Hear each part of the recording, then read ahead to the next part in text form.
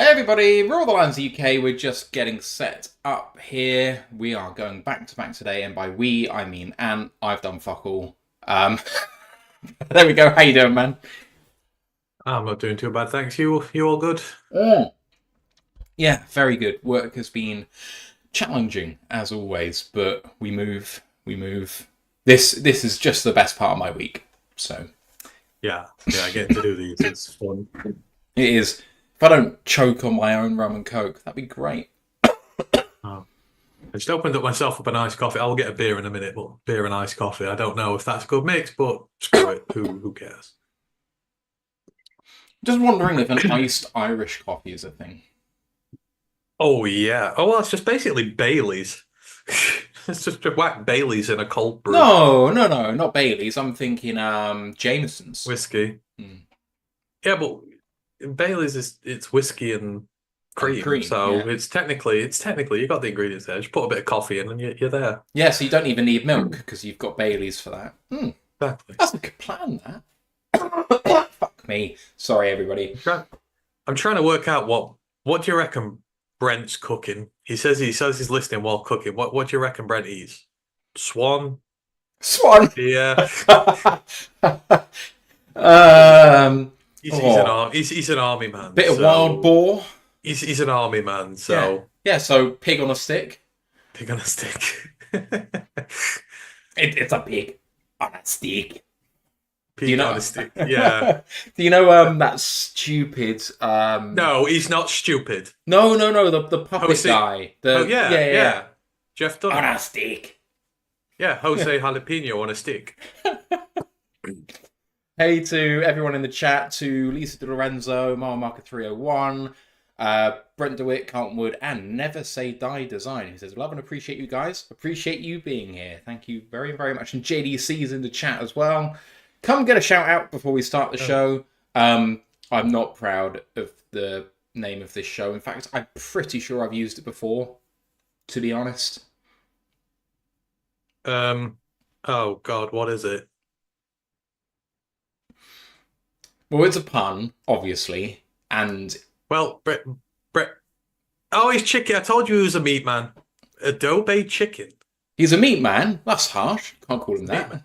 He's a meat man. Brent's a veteran. You have good hearty meals. That's why I said boar. Filipino Adobe. Adobe to me is computer software. It sounds really weird. Yeah, there we go. Carlton says, don't think we are allowed to eat swans in the UK, though. Is that a myth? No, that's what all swans are owned by the Queen. You can't eat swan. I think that's a myth. I'm pretty sure I saw someone say that just isn't a thing. I've eaten goose before. That's lovely. Goose is great. My family once bought one instead of a turkey for Christmas. It was awesome. A lot of people use goose as alternate. But yeah, I just saw something on Twitter that I thought was really funny that I'd brings your attention. I think it's from a guy who's a radio host in Philadelphia, so you know it's going to be good. He said, and I quote, "We are making the same mistake with Nick Sirianni that we made with Andy Reid. There will one day be a day when we look back and we think to ourselves, man, we had a pretty good head coach and all we did was think about the two things he didn't do well." That's by a guy called Spike Eskin. I want to call him Eskin, but Eskin, I think it is. So is Nick Sirianni the second coming of fucking Andy Reid? Come on, man. no, I don't. It's a fucking joke. Philly's a hard barometer to choose for a head coach because, like, he's getting, I think they're a bit unfair over there. But when he started engaging with fans, it was over. Like, But, you don't. no, absolutely. But Andy Reid, they sacked him because he went to Super Bowls and couldn't win. Sirianni has been to one. Has he? No. He hasn't been to one.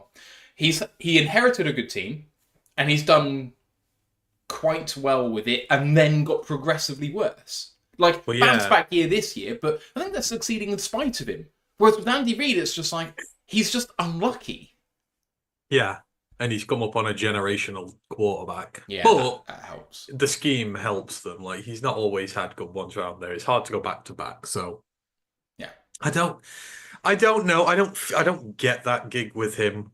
Obviously, he's the last of Dan Campbell's head coach draft class, so I want him to be fired just so Dan Campbell's the last one from class. But I don't know. I seem to go hot and cold on him. Sometimes I think he's good, then sometimes I think he's bad, and I don't know. I feel like I need to see him away from Philly to see how good he can be. I think he's broken bridges there now.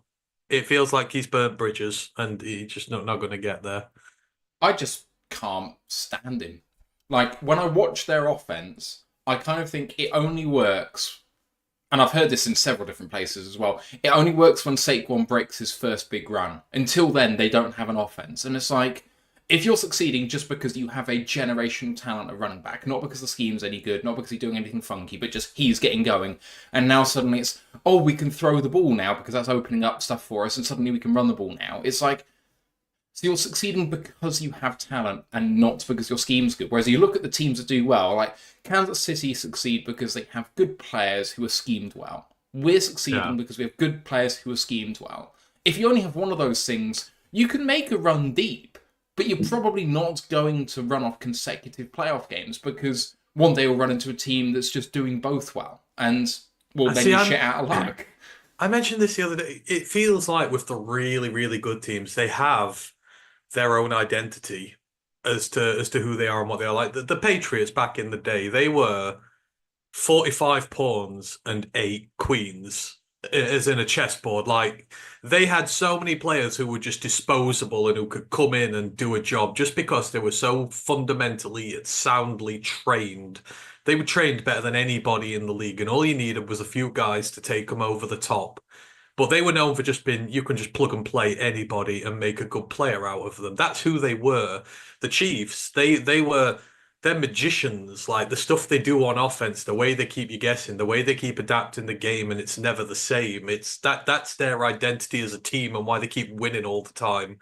I feel like ours is our literally it's our grit and what it's about. I don't think you do it anywhere else. I think the team plays that damn hard that when you're done playing them, you're that beat up. But they've got that sprinkle of finesse in there that they're not just a bully ball team. They're a technically skilled bully ball team, which you just don't see. Yeah. I don't see Philly's identity outside of the tush push. No, Like, I don't see what's their core concept that's going to get them to a Super Bowl and is going to potentially keep them there for years to come. It just felt like it was all reverberated around the tush push and around some of the offensive line and bits like that. But now Kelsey's gone.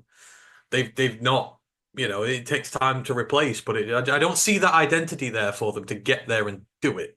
They do keep drafting well, though. Like they took Quignon and they took Cooper DeJean, and between the two of them, that's revamping their secondary. But again, it's good drafting and good players. Howie's a genius. I love what he does. He needs to get a better head coach. I would be calling for his head. I think they just had a lot of older players. Like you've got too many things to fix at once. Like that secondary got old quick. Yeah. Your offensive line is getting old quick. You've got to replace them. You've got other issues to replace as well. And I just don't think you can fix everything at once. And that seems to be the issue with them. I think it'll be fine long term, but I don't know if Sirianni has that. Again, he doesn't have that identity I see with the really good teams who are going to go on and do it. So, like, if my gut would tell me he's going to fail rather than succeed, but yeah. But again, he was one who the media wrote off like Dan, so I do empathize with him for that. Way I want the media to have their nose shoved in it. Yeah, no, that's fair. When they judge these guys, they shouldn't judge them. They should let their results speak for themselves. Yeah, but if you let results speak for themselves, then you'd think that Mike McCarthy was a genius up until this season. And he clearly hasn't been. And you'd think that Sirianni was a really good head coach. I don't think they passed the eye test despite their victories and despite the good record they've had in the regular season. So I think even just having a look at the win total doesn't really tell the full story sometimes. I mean, if you have a look at the Giants team under Daboll that made the playoffs in the first season, they went in as if they were a really good team. Whereas if you have a look at the Vikings, who did substantially better in the same season, they decided they weren't it. And they regressed a little bit, but they planned for that. And now look at where the Vikings, well, at least how they started this season. They're regressing again. But, like, they knew who they were. And it's the teams who don't know who they are, even despite overperforming, that are the ones that really suffer because they're then over by Saints. Yes. Saints don't know who they are anymore. Like they just have tried to keep a window open in a rubbish conference. And I think they've lost their identity. They're not the Peyton team anymore. They're not the all-dominating team that drafts really well. I think their drafting's been a bit more suspect over recent years. You're not getting as many guys signing in, and your cap situation's just been stupid. You're having to cut guys every year and lose talent 'cause you can't pay them, and it's just put you in limbo. So I mean, the funny thing about the Saints is that they're in the position where they can't cut everyone all at once. So the agony is prolonged with every year they're dumping a contract or two because that's all they can do. And they're going to have a team of UDFAs 2 years from now because they won't be able to afford anything. And then in the third year, they'll be able to reset. But that'll be it. And didn't they just pay out massive on another player? Kamara. They re-signed Kamara on big money. Yeah. And it's like, I get he's a franchise legend. I get he's going to be going in your Ring of Honor. And maybe Kamara might even go in the Hall of Fame as a Saint. Bears are a good example of this as well. Built from the out in. No identity Bears anymore. They're not what we used to know them to be. Fierce defense, fierce defensive line that would shut down games, good run game. They've built outside in. They've got players that don't care. They're dysfunctional as anything. And you contrast that with the Bengals, who don't have a defense and do have the skill position players in the quarterback like the Bears trying to do with a poor offensive line. The Bengals with a poor offensive line and no defense are a better team than the Bears, who have a defense and have about a similar offensive line, because the Bengals are just so bloody good at it. And actually on offense, they're quite well schemed despite their lack of offensive line. The only difference between the two is the Bears are worse coached and they have a better defense, but they can't use any of it. So... No. I think you look around the league at the minute and you see I think there are so few teams with an actual proper identity at the minute. Like the Ravens do. You know what the Ravens' identity is? And even when they went 0-2, you knew they were going to come back. They are masters of manipulation when it comes to manipulating the field, the guys they put in there, the run game they have, the defense. And what's amazing with their defense is that their pass defense is still ranked one of the worst in the NFL, and they look totally unbeatable most of the time. Oh, see, we've been having this. I've seen this argument on Twitter a lot about us. Everyone's saying the passing yards we give up's like 28th, but screw the passing yards you give. If you've got teams so far behind, they're just lobbing it on you for pointless garbage yards all the time. That passing yards against stat is effectively worthless. It's what do they do with those passing yards? You can pass for 500 yards in a game and get no points. If you have 8 drives of 80 yards passing or whatever, and you turn the ball over every time, empty stat. Yeah. Same with the Ravens, I think. I think it's empty stats. They get in front a lot. They get thrown on a lot because teams try to get back in games. You play prevent. You give the yards up. It's a meaningless. This is why I have a problem with stats sometimes, because they can be manipulated. That's why you've got to look. Yeah, or just you're deficient in 2 areas, but where you're deficient in one impacts the fact that you don't look like you're deficient on the other because no one cares. Like, if you can't defend the pass, your run stats look great, but you might be shit against the run, but everyone's just passing the ball against you because everyone knows you can't cover. Yeah. So, like, we're number 1 in yards allowed in rushing defense. Like, yes, but you're 32nd in passing defense, so who cares? Yeah, and generally, having been better against the pass is better, because I think running stats are more empty if you can't pass, because running the ball makes you so one-dimensional. Like, if you've got... I'd rather have the 32nd worst run defense than the first best passing defense and the other way around. Like, because... And I know it's tough, but if you do stop teams running and they're just running on you but they can't pass it, it makes them one-dimensional, easier to defend, bend and not break against it. But, hey-ho. I am very annoyed that DVOA have just made their stats behind a paywall. I was looking at it this afternoon, and I can only look at total DVOA now, not offense or defense or special teams DVOA. What does Philly do this year that can beat the Lions? So the only answer to that, I think, is that we're still not great against rushing quarterbacks, especially when they have a good running back. So Hurts and Saquon... And our rush defense has taken a step back from last year. legitimately were not quite as good against the run, even with Reader. And Hutchinson being gone doesn't help that, and Pascal being out for some of it doesn't help that. So hopefully we can come back with Pascal back in the game, and now we've got Zadarius Smith who should help. But that was a two-headed monster. We say this, but we've still not given up a 100-yard rusher in 2 years now. But we've given up several 150-yard games split between a few. Philly is definitely fraudulent, I agree, Brent. And Carlton said, now what if you have an identity that transcends offense, defense, and special teams? This is why I wanted to look at DVOA, because I still think we're top 5 in all 3 phases. God, what's something that transcends having all 3? Jesus. Well, I think Patrick Mahomes is answering that question this year. How far can you go as a team with the number 1 special teams unit and just completely bang average offenses and defenses? It can be done. It probably could be done. I struggle to think of a team though that's really hung its back on its special teams and got really far. I'd have to go back and look. I'm so frustrated about TVOA. I was looking at this morning. I don't think Philly's as fraudulent as other teams. I don't think, on my fraud meter, I don't think Philly are as, they're up there this year. I don't feel the same way about this Philly team as I did about the Vikings team that won the division a few years ago, where they went 13-4 or whatever it was. They were winning all these one-score games with miraculous comebacks, and it was this can't continue. Whereas with Philly, I think they can probably legitimately beat all the teams that are worse than them. Who's fraudulent this year? See, the thing is, there's a lot of tight conferences this year, like the NFC South, the NFC West. The top teams in that have only got 6 wins. So, who are your big win teams? The Bills are 8. You know what? For the first time ever, I don't actually think the Bills are fraudulent. I'm the first guy to scream fraud about the Bills every year. Yeah. And I don't actually think they're fraudulent this year. The Chiefs are fraudulent, as mind you. No, they're not. Chiefs. Okay.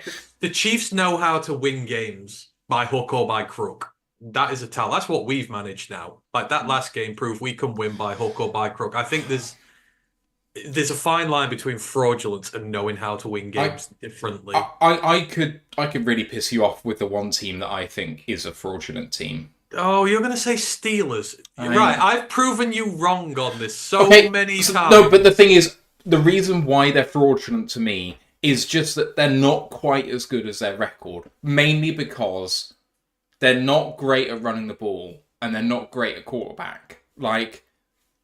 I think Russ looks all right now. He's only fine. had 3 games back. I think Russ is getting better week by week.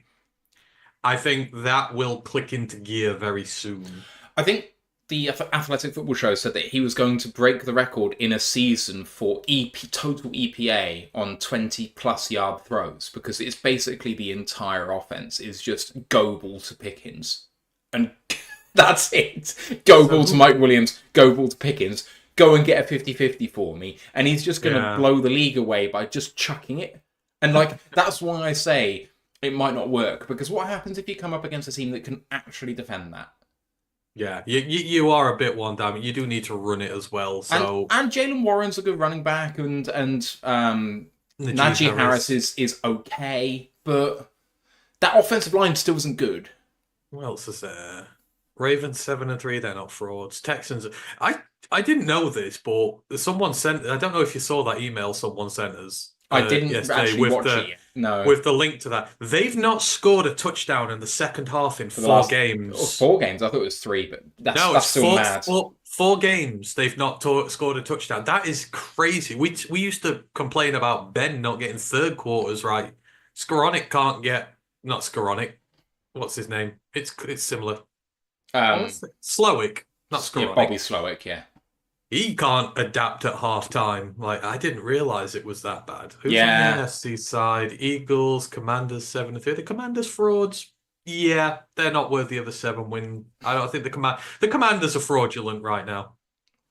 I think that's where I'm at. I think there's very little to choose for me between Washington and Philadelphia. I mean, the Vikings are definitely frauds at 7-2. Let's agree that the Vikings are frauds. We'll come on to that, because I've just watched the Vikings game against the Jags. Holy fucking shit. Yeah. I mean, my God. And actually goes to speak about the fact that the Jags have not given up on this season. We'll come to this. But they're playing their little hearts out. They are, indeed. Brent, I'm really hungry now I've seen this chicken adobo. Send some over for us, will you?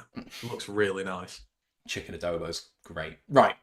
It was adobo, not adobe. He spelled yes. it right. That's why I thought it was odd, but me too. It looks so nice. Should we get going with this? Because we're already starting late. We haven't even...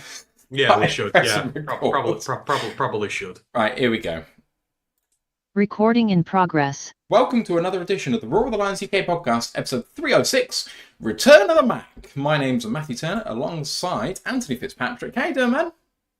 Yeah, I'm doing good. All good, absolutely. Yeah, 8-1 Lions. Can't complain. On a good run at the moment. We've got a favourable run coming up at this moment in time. Hell, I'm just enjoying winning. Like, for so many years we sucked, and now this feels like this is our moment to enjoy all this and have fun. And, you know, it generally feels like we're the best team in the NFL right now. And it's been a long ass time since we've been able to say that. It has felt like a long time. You didn't grimace as much as you normally do when I say one of the title names, so I'm going to take that as a win. See, you should have done like a Jackson 5 joke or something, like Jackson 313. I don't know. It's just can't. I really wish Jackson Smith and Jigba had gone there. That would have been great. Jackson. Paging Dr. Jackson. Oh, God. Let's get on with this. But first, don't forget to join our Discord channel. Great place to chat Lions and college ball and pretty much everything else, including our new politics channel, which is very popular. You can be there a week long, all year long. Links in the live chat right now and in the audio pod description. College Football Podcast was recorded about an hour ago. So if you haven't listened to it, if you haven't watched that, that's going to be going up now for the people in the live chat. And then the audio show for this, if you're listening to it, obviously you know that now, will be coming on Thursday. Please don't forget to like the show, sub to the podcast, all that good stuff. You guys know what to do. And go and listen to Lions Nation Unite. That's Home and Moore's project, bring the best in Lions content creators together. You will find Ant there very often contributing to everything that's going on over there. So do go and support him there. Twitch affiliated, YouTube monetized, tip jar down below. If you guys want to show some love that way, that would be fantastic, but being here is more than enough, and we're getting some requests to do some more stuff for the merch store, so do keep your eye out. I will send a link out once we've got some new designs up, which I will work on shortly. Alright, some news, and kicker Jake Bates has won his second NFC Special Teams Player of the Week award, joined Hansen and Prater as the only Lions kickers to win the award multiple times, and 2 50-plus yard field goals in the clutch last week. Well deserved. When was the last time we didn't have a player of the week now in one of the 3 disciplines? It feels like it's been consecutive weeks, like 3 or 4 weeks, yeah. It does, although if I could make a request, Jake, try and hit him a bit more rather than a paint's width in next time, because the heart palpitations I had waiting for those bad boys to go in was crazy. You're just waiting for the gods just to have them right there and then to blow it to the other side and be like, no, not going to happen. So, I can put in some requests, but just not a millimetre, a few inches. That's fine. That's all you need. Don't need to be down Broadway. A few inches, but well deserved. Like, as clutch as you're going to get. Like, one is that game. Without him, we don't win. So when your kicker puts in a performance like that, of course you've got to be the player of the week. No other kicker was that clutch this week. I mean, maybe Will Lutz would have if he'd have actually got his field goal against the damn Chiefs, but, he didn't. He choked when it mattered the most. Oz didn't. I'm not especially proud of my reaction, and Ash, immediately cut it up from when I sent it over to him, put it on Pride of Detroit's Twitter as a reply, and it got loads of traction, and I'm there just looking like a jackass celebrating the final field goal going through. Ash did make a really good point. Looks like you're doing it in mute. There was audio to this, but... Yes, it was just supersonic. Yeah. Hypersonic. Just muted his mic at the wrong time. Yeah, right. I mean, like Ash said at the time, though, if you take those 2 kicks and you average them out, it's perfectly down the middle, so... Yeah, it's true. But yeah. It's what's called shaving the paintwork off over here when you do it in football. I mean, but that is that what first kick literally did, because it did touch the upright. It just didn't make a sound. Whereas the second one, I don't think quite was that close, but it was obviously very, very close. But yeah. Anyway, some roster news as well for the Lions. We've signed 2 players to the practice squad today. Wide receiver Maurice Alexander is back for, I think, the first time this season after being cut in the rundown to 53. And the linebacker Abraham Beauplan is back after being on the practice squad, signed to the main roster, cut, and now back. Lots of jiggery-pokery going on because we need to elevate more players than 2 and every week. But maybe a surprise that Maurice Alexander has come back and Isaiah Williams has not. I mean, Isaiah got claimed, didn't he? So yes, of course. I forgot about that. We can't bring him back. So that's probably why. But you have these guys in the periphery for a reason. Like, it seems inconsequential, but like having Beauplan back, we saw how well he played in preseason. He's basically occupying the spot that Nowaski had last year. There wasn't a spot for him last year. He hung around the practice squad, learnt the scheme, learnt the system, and then we brought him back, and he's in the team now, and he's playing well.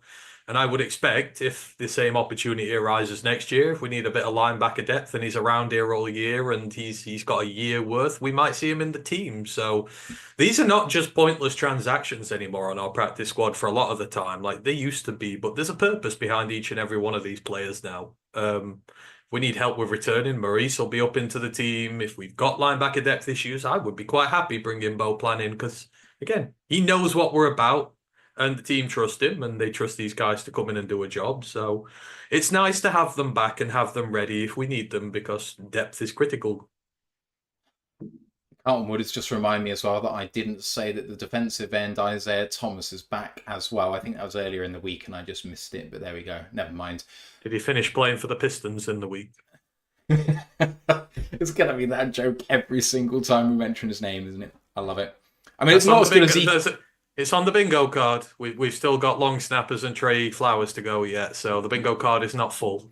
I mean, the new one for the bingo card is that I play for the Lions, because there's a literal Turner playing for the Lions at the moment, which is amazing. No, you play for the US men's football team, where you were actually named after the guy, so even though I'm get better than the actual even though I'm older than him. But apart from that, he's named after me, damn it. Stole my name. Yeah, there's no other Matthew Turners in the world, I'll tell you that. It's the most common. You're one of one. There's none like you.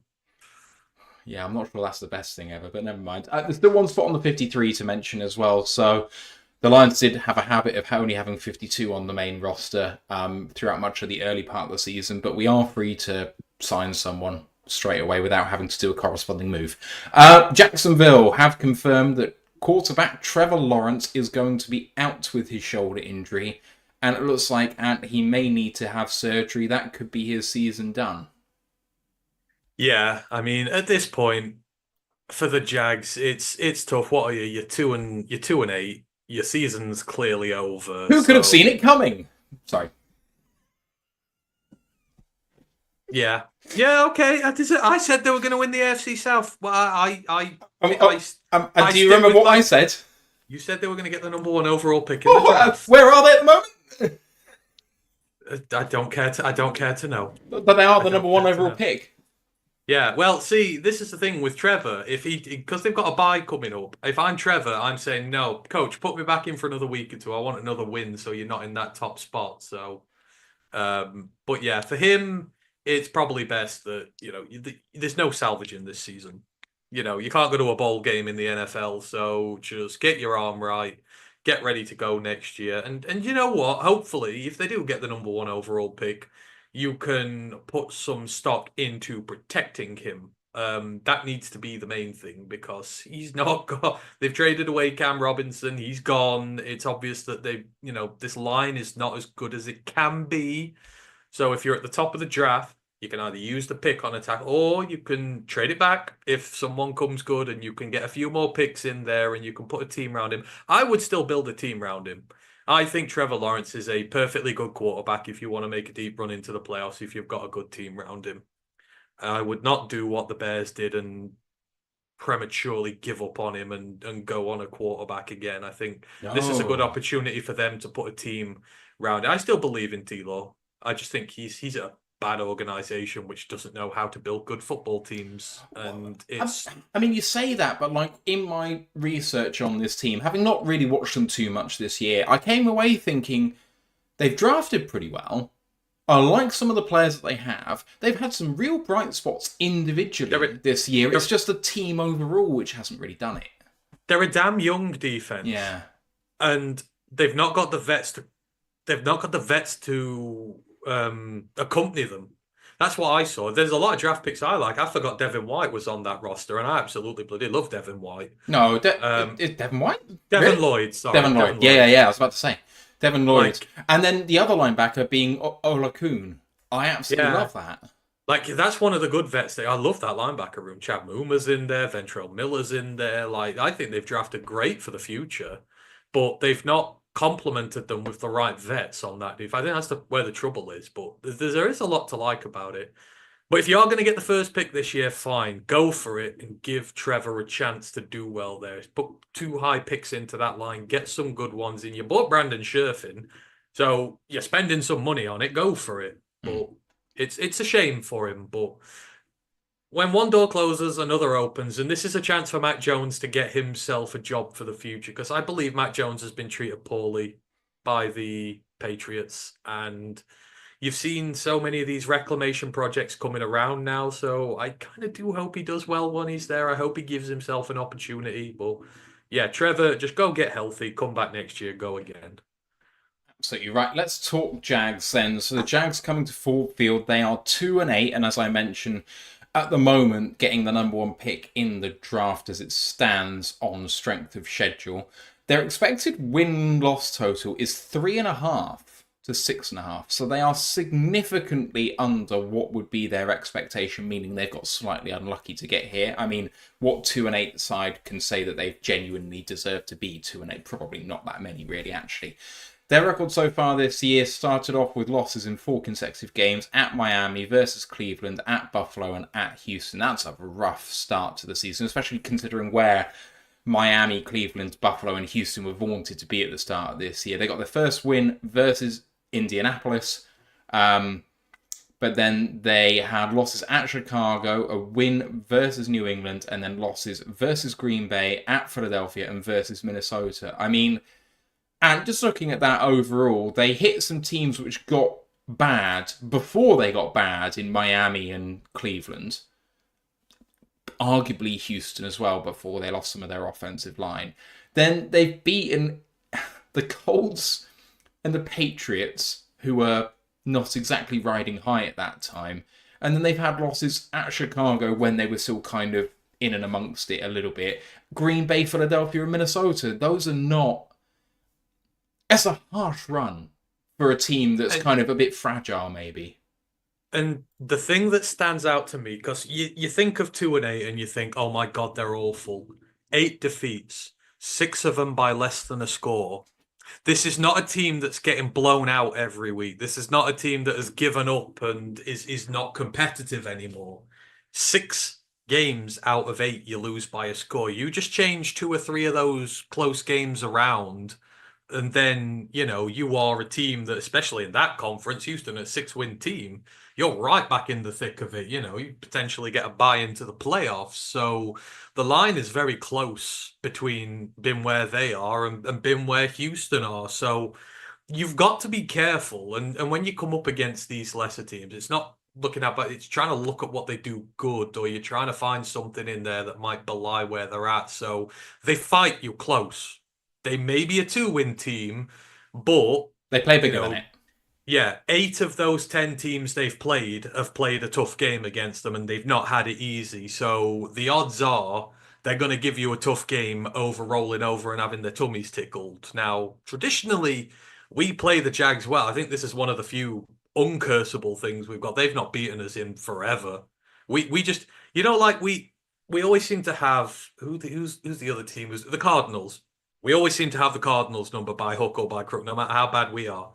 We always seem to have the Jags number by hook or crook, no matter how bad we are. I mean, even Patricia beat them, but, you know, yeah, you've got to be careful. It's a 2-win team, but it is a tough playing 2-win team, which has got a lot of flaws, but also it does have some potential areas to concern you.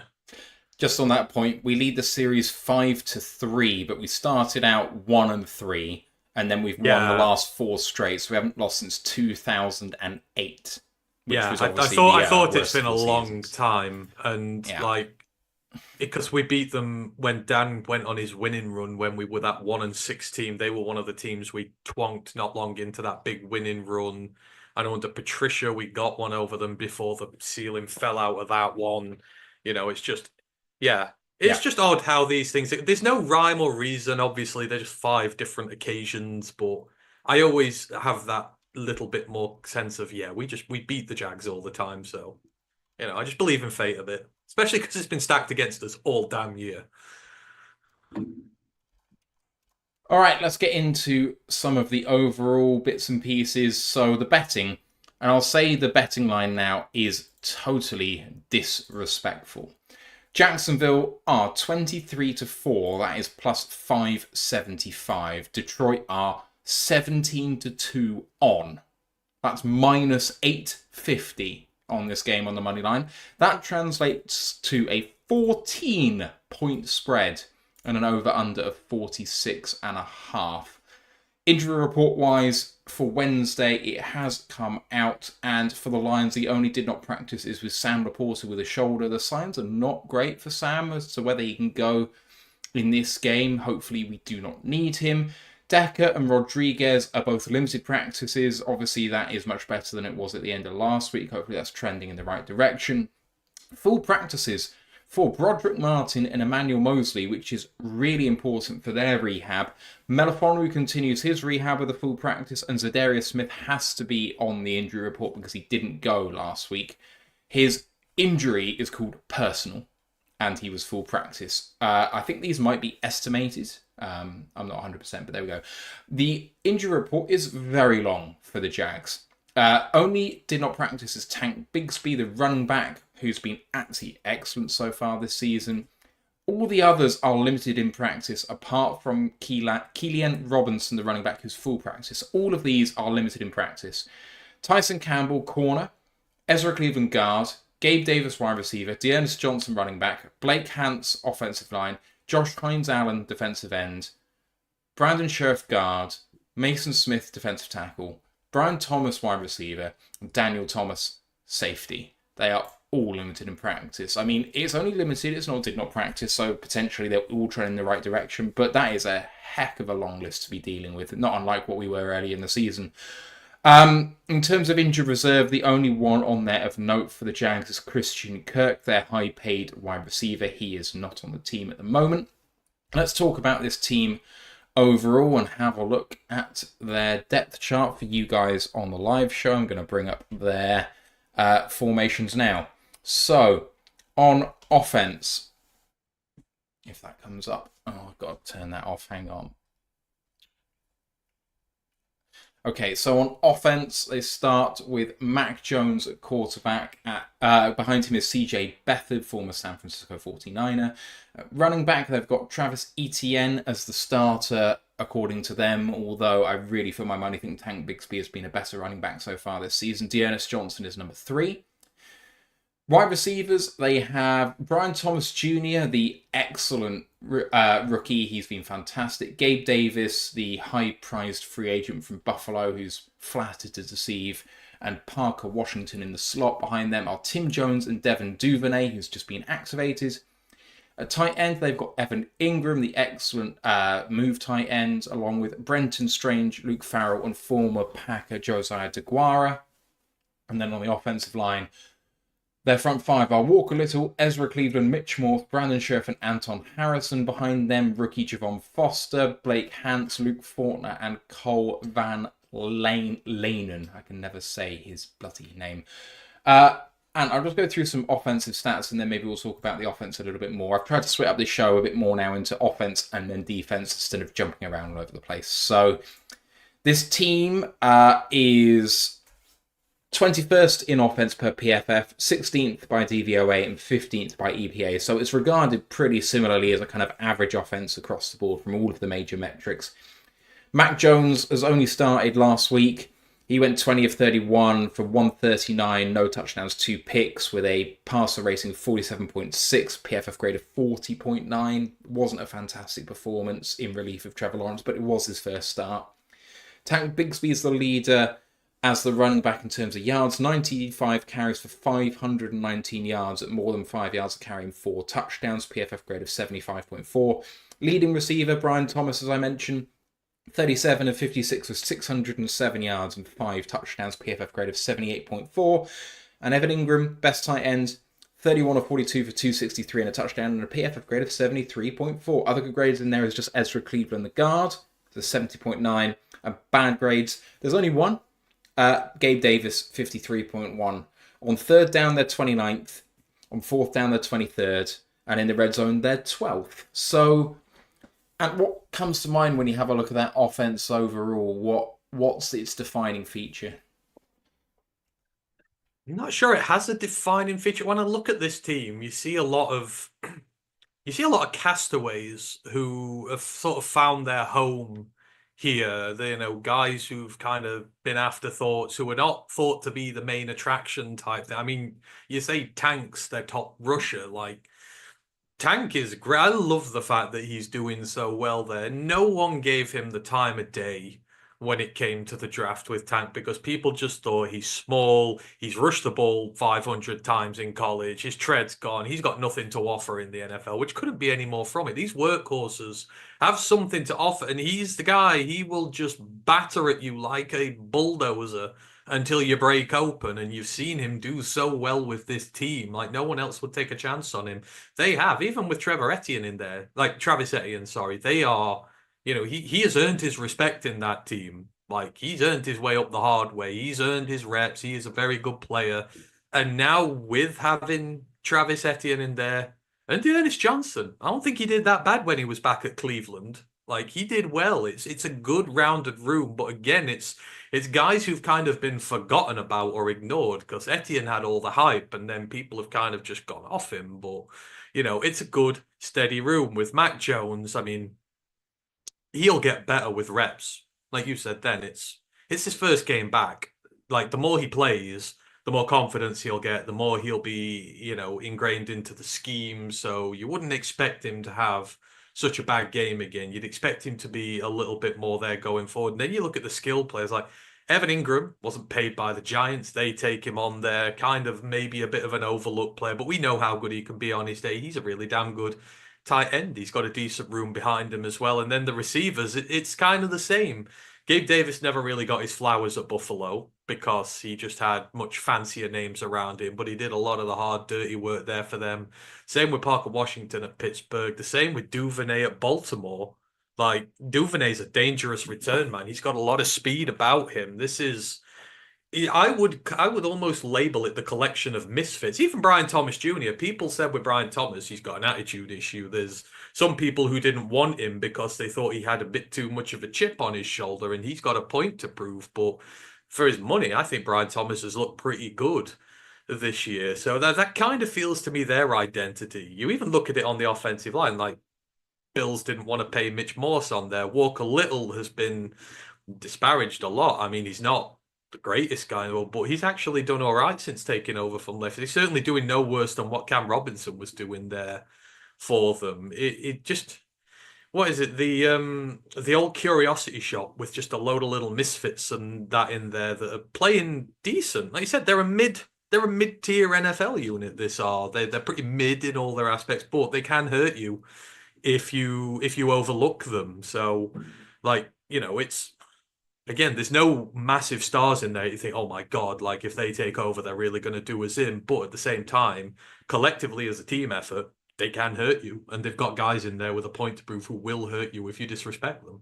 That's where I look at that with this offense. Yeah, it's not the offense of a 2-win team for me, I don't think. If I would have any criticism at all, it's with Christian Kirk having gone down, I just think they're a little short of receiver. I mean, Brian Thomas has been fantastic, but you're really counting on him to be most of that offense because Gabe Davis is a load of rubbish and Parker Washington has surprised me by being mid when I thought he was worse than that. That free agency splurge they had, was it 2 years ago when they went massive on There were two guys they bought in, weren't they? They There was the paid wide receiver from the Zay Zay Jones. Was it Jones, Zay yeah. Jones? And they bought in Christian Kirk, and they spent. I think that's done a lot of damage to their room. Like they've kind of had to go the cheaper route there, which is why you've got your Duvernays and your Washingtons in. But they seem to be doing a little bit better than when they had all these fancy options there for them. I think they've learnt the hard way. Sometimes having a big bundle in free agency is more trouble than it's worth. It's better to give it out to your own players and then have a little bit to sort of supplement your team. Maybe they'll learn from it, but... Yeah, I think Zay Jones was the big mistake. I think that Christian Kirk is injured at the moment, so obviously it's hard to say. But I think, especially the first season into that deal, I thought he played really well. Maybe not quite up to it, but much closer than I thought he would. And then he kind of regressed a little bit, which was slightly disappointing for them. But overall, it's a mid team. I think you summed it up really well. It's mid on the offensive line. It's not terrible, but it's not great. They've been mid at quarterback, which hurts. But I think Trevor can get back to it. They've been mid at receiver. Yeah. It just is a bit meh. But if you turn your back on it, it can bite you and hurt you. Yeah. Do not and take I think it that's for where granted. it's and I think that's where it's at. It's one of those. Again, there's so many people with points to prove on there. No more so than their quarterback, who is literally playing for his NFL career. And we've seen what some of these guys under a lot of pressure have done. Like, so what Baker did. I'm not saying he's a Baker, but when put into a corner, these guys will sometimes play just out of their mind trying to get out of it. And now this is his big opportunity now. Again, there are only 4 wins off the top, but I guess, you've got 8 games left. Houston don't look great. No, they don't. You put a 2 or 3 game win streak together, and all of a sudden you're kind of flirting around there a bit. Then it's who knows. So you've got to be. There's an opportunity for him. If they could beat us, hypothetically, they'd play versus Houston, and obviously you have to win that game, and that's a tough ask. But then the last 5 games are all winnable. At Titans versus Jets, at Raiders versus Titans, at Colts. I would expect them to be at least 500 through those 5 games. Yeah. But potentially they could run that table. So can they get maybe 1 out of the 2 of the Lions and Texans games? Because if you do, you could end up being 8 and 9 and really ruining your draft stock if you want to. But maybe that saves Peterson, potentially, if you go on that sort of run to end the year. They don't need a quarterback. So again, you don't really need the number 1 overall pick. You can afford to maybe sacrifice a little bit of it if you don't need your quarter. Obviously, it's nice to have it to trade it, but I think the Bears have ruined trading for the number 1 pick for the foreseeable future. So yeah, but they made it so good by trading out of it the year before.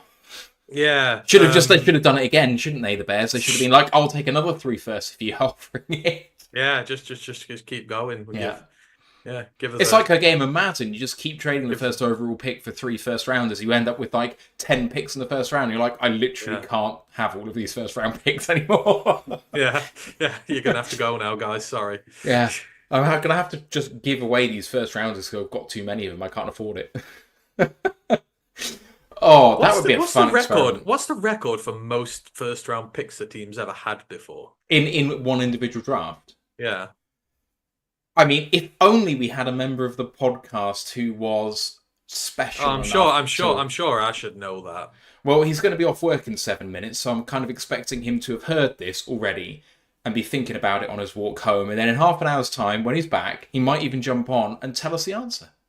I'm just putting the call out there. The bat obviously symbol's the Jags had 3 a couple of years ago when they got Trevor and Travis and oh god, who was the 3rd pick they had?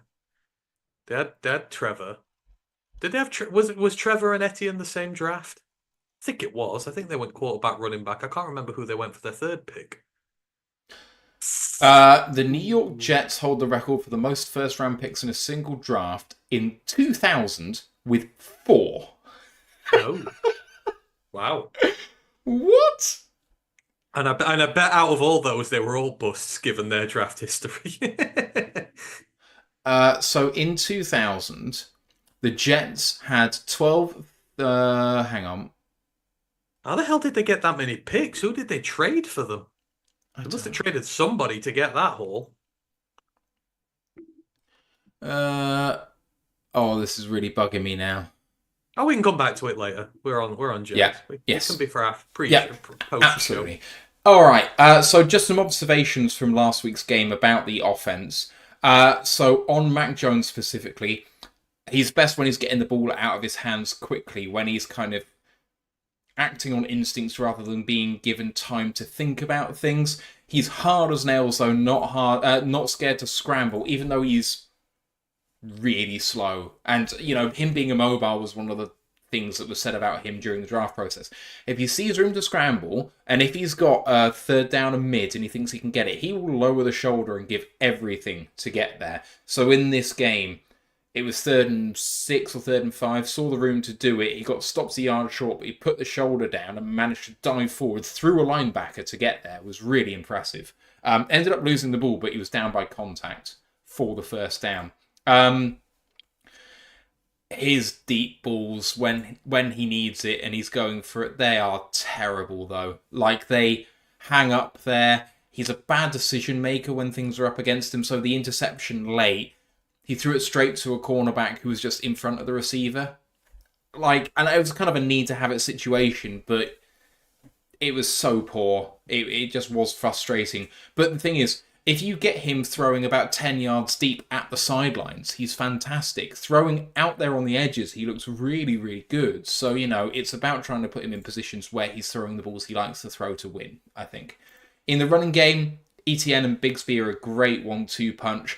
The offensive line are definitely better run blockers than pass blockers, at least in this game. So, ETN and Bigsby are getting lanes and they're running through them. They can also both drop the shoulder. It's a bit of, knuckles and knuckles, to be honest. Watching them was pretty fun. Offensive line, I said it was better run blocking than pass blocking, and several times in this game, and the Vikings are going to bring something funky, but multiple times in this game, they just left unblocked rushes, and not by design. You had double A gap pressure, and they decide to take one but not the other when both come. Or you kind of stack a linebacker over an edge defender, and both the running back and the tackle decide to take the same player. Just little bits and pieces where they don't read the pressure particularly well, or they're just a little bit of miscommunication about who's taking who. So if you can create some confusion back there, you might get your rewards. What else do we have here? There was a botched snap, fumble, turnover in the 4th quarter. That was pretty rough watching. That was pretty much it from my observations of the offense. It was very mid. Like, they were risking 3 and outs often by maybe having a not great pass for an incompletion, a run for 3 yards, and you're in 3rd and long. And it felt like that was almost every drive. So you're putting Mac Jones in poor situations. And he wasn't helping himself by not throwing a good ball on 1st or 2nd down. But he then needed to throw a little bit longer, and that's just not his bag. He's a high completion percentage guy who wants to throw short. Correct me if I'm wrong, but I thought that was his bag in college at Alabama. Yeah, he worked better with the technical receivers, not like the deep threat ones, because you remember he was the one responsible for Devonta Smith's stupid season when he had 23 receiving touchdowns. Like, these technical guys who get open quick, and like I say, well, that's why he likes throwing short to the side, because I have these guys who just have those little quick out routes. He knows they're going to be there. He's right on the money with them. You move the chains with them. I mean, the talent he had, they had Judy, Waddle, Ruggs, Devonta Smith. It's just it's stupid talent. I had Mechie there as well. He did really well with John Mechie, but again, Mechie, these are very technical. The Alabama receivers are very technical in the way they do things. I actually think he will go really well with Brian Thomas. I figured Brian Thomas will be his kind of bag guy, because Brian Thomas is very technical in the way he runs, and he comes from wide receiver U as well. So he's never been a guy to really go after his tight ends that much either. That's probably why he struggled a lot in New England. You didn't have tight ends at Bama. Not good ones that you were going to throw to all the time. They're primarily there to block and be blocking linemen, etc. But you don't throw that way, I guess. But they are built tough, though. And, you see with Bryce Young, he's, like you say, the stuff about putting the shoulder down and getting extra yards. Bryce Young will take hits. Bryce Young took hits very often. They're very tough. They're very strong. They're very mentally resilient. And I think some of the mistakes he made in that one are, it's just a lack of experience. He's not played in a long time, and then he's been thrust into a new team It can't be easy having a load of new receivers at it. It's fine doing it in practice, but doing it in game scenario, you're gonna make silly decisions. And the danger for us is he's got some of that rust out his system now, and it might be a little bit more accurate going forward. But it's certainly trying to. You're losing your starting quarterback. It's gonna be tough. You want really to have a good run game to really alleviate the pressure and to put him in short yardage situations in your 3rd and 3s, your 3rd and what 6s and inwards. Because then, yeah, you can get the ball out your hands quick with these guys who can get separation quick, and you can keep moving the change and not under a lot of pressure otherwise. One thing the Vikings did is they didn't really allow them to do that, and your pass rush can tee off on them then. Yeah. And that causes issues. They want to be able to have the threat of running the ball on 3rd down because that's what they're actually good at. Even though they've got Brian Thomas, you want to be able to, at least the defense has to be able to respect the run on 3rd down, which means you need to be in 3rd and 2 or less, really. Yeah, you're trying to find the balance. And, that's the problem we had in our first days with Brad and that. It's trying to find the balance with it. And, because you don't necessarily have the personnel to do it. And I think in their case, it's the line that it's all right, but it's not been great. It's never had a great one there. And that's always been their Achilles heel. Like, Etienne's not developed into a massive star because he doesn't have the rushing lanes that some other guys get. Well, and also he's suffered with injury as well a lot in his career. Yeah. See, a guy like Tank Bigsby is great for them because Tank can do it without the help of the line. Like, he did it at Auburn for years. Auburn hasn't had a good offensive lineman in a decade. And, he was just able to churn it out all the time, find yards, find those guys. Just literally take on a big, fat 300-pound nose tackle one-on-one and truck over them. That's the kind of guy that he is. He's one of the old school guys, but he's a guy, I think that's why he fits so well with Jacksonville, because it's not been the best line to run behind, and he can do it himself. He can make opportunities for himself, and he's vastly underrated as well. And when they're a bit smaller, they are harder to get at. So, that's what you want to stop them doing. You'll want to stop them just getting into that situations where they put Mac in a position where they're a little bit more comfortable. The Vikings were pretty good at stopping them from doing that, hence why they didn't score much. Before we move on to the defense, I just want to go back to this Jets 2000 draft.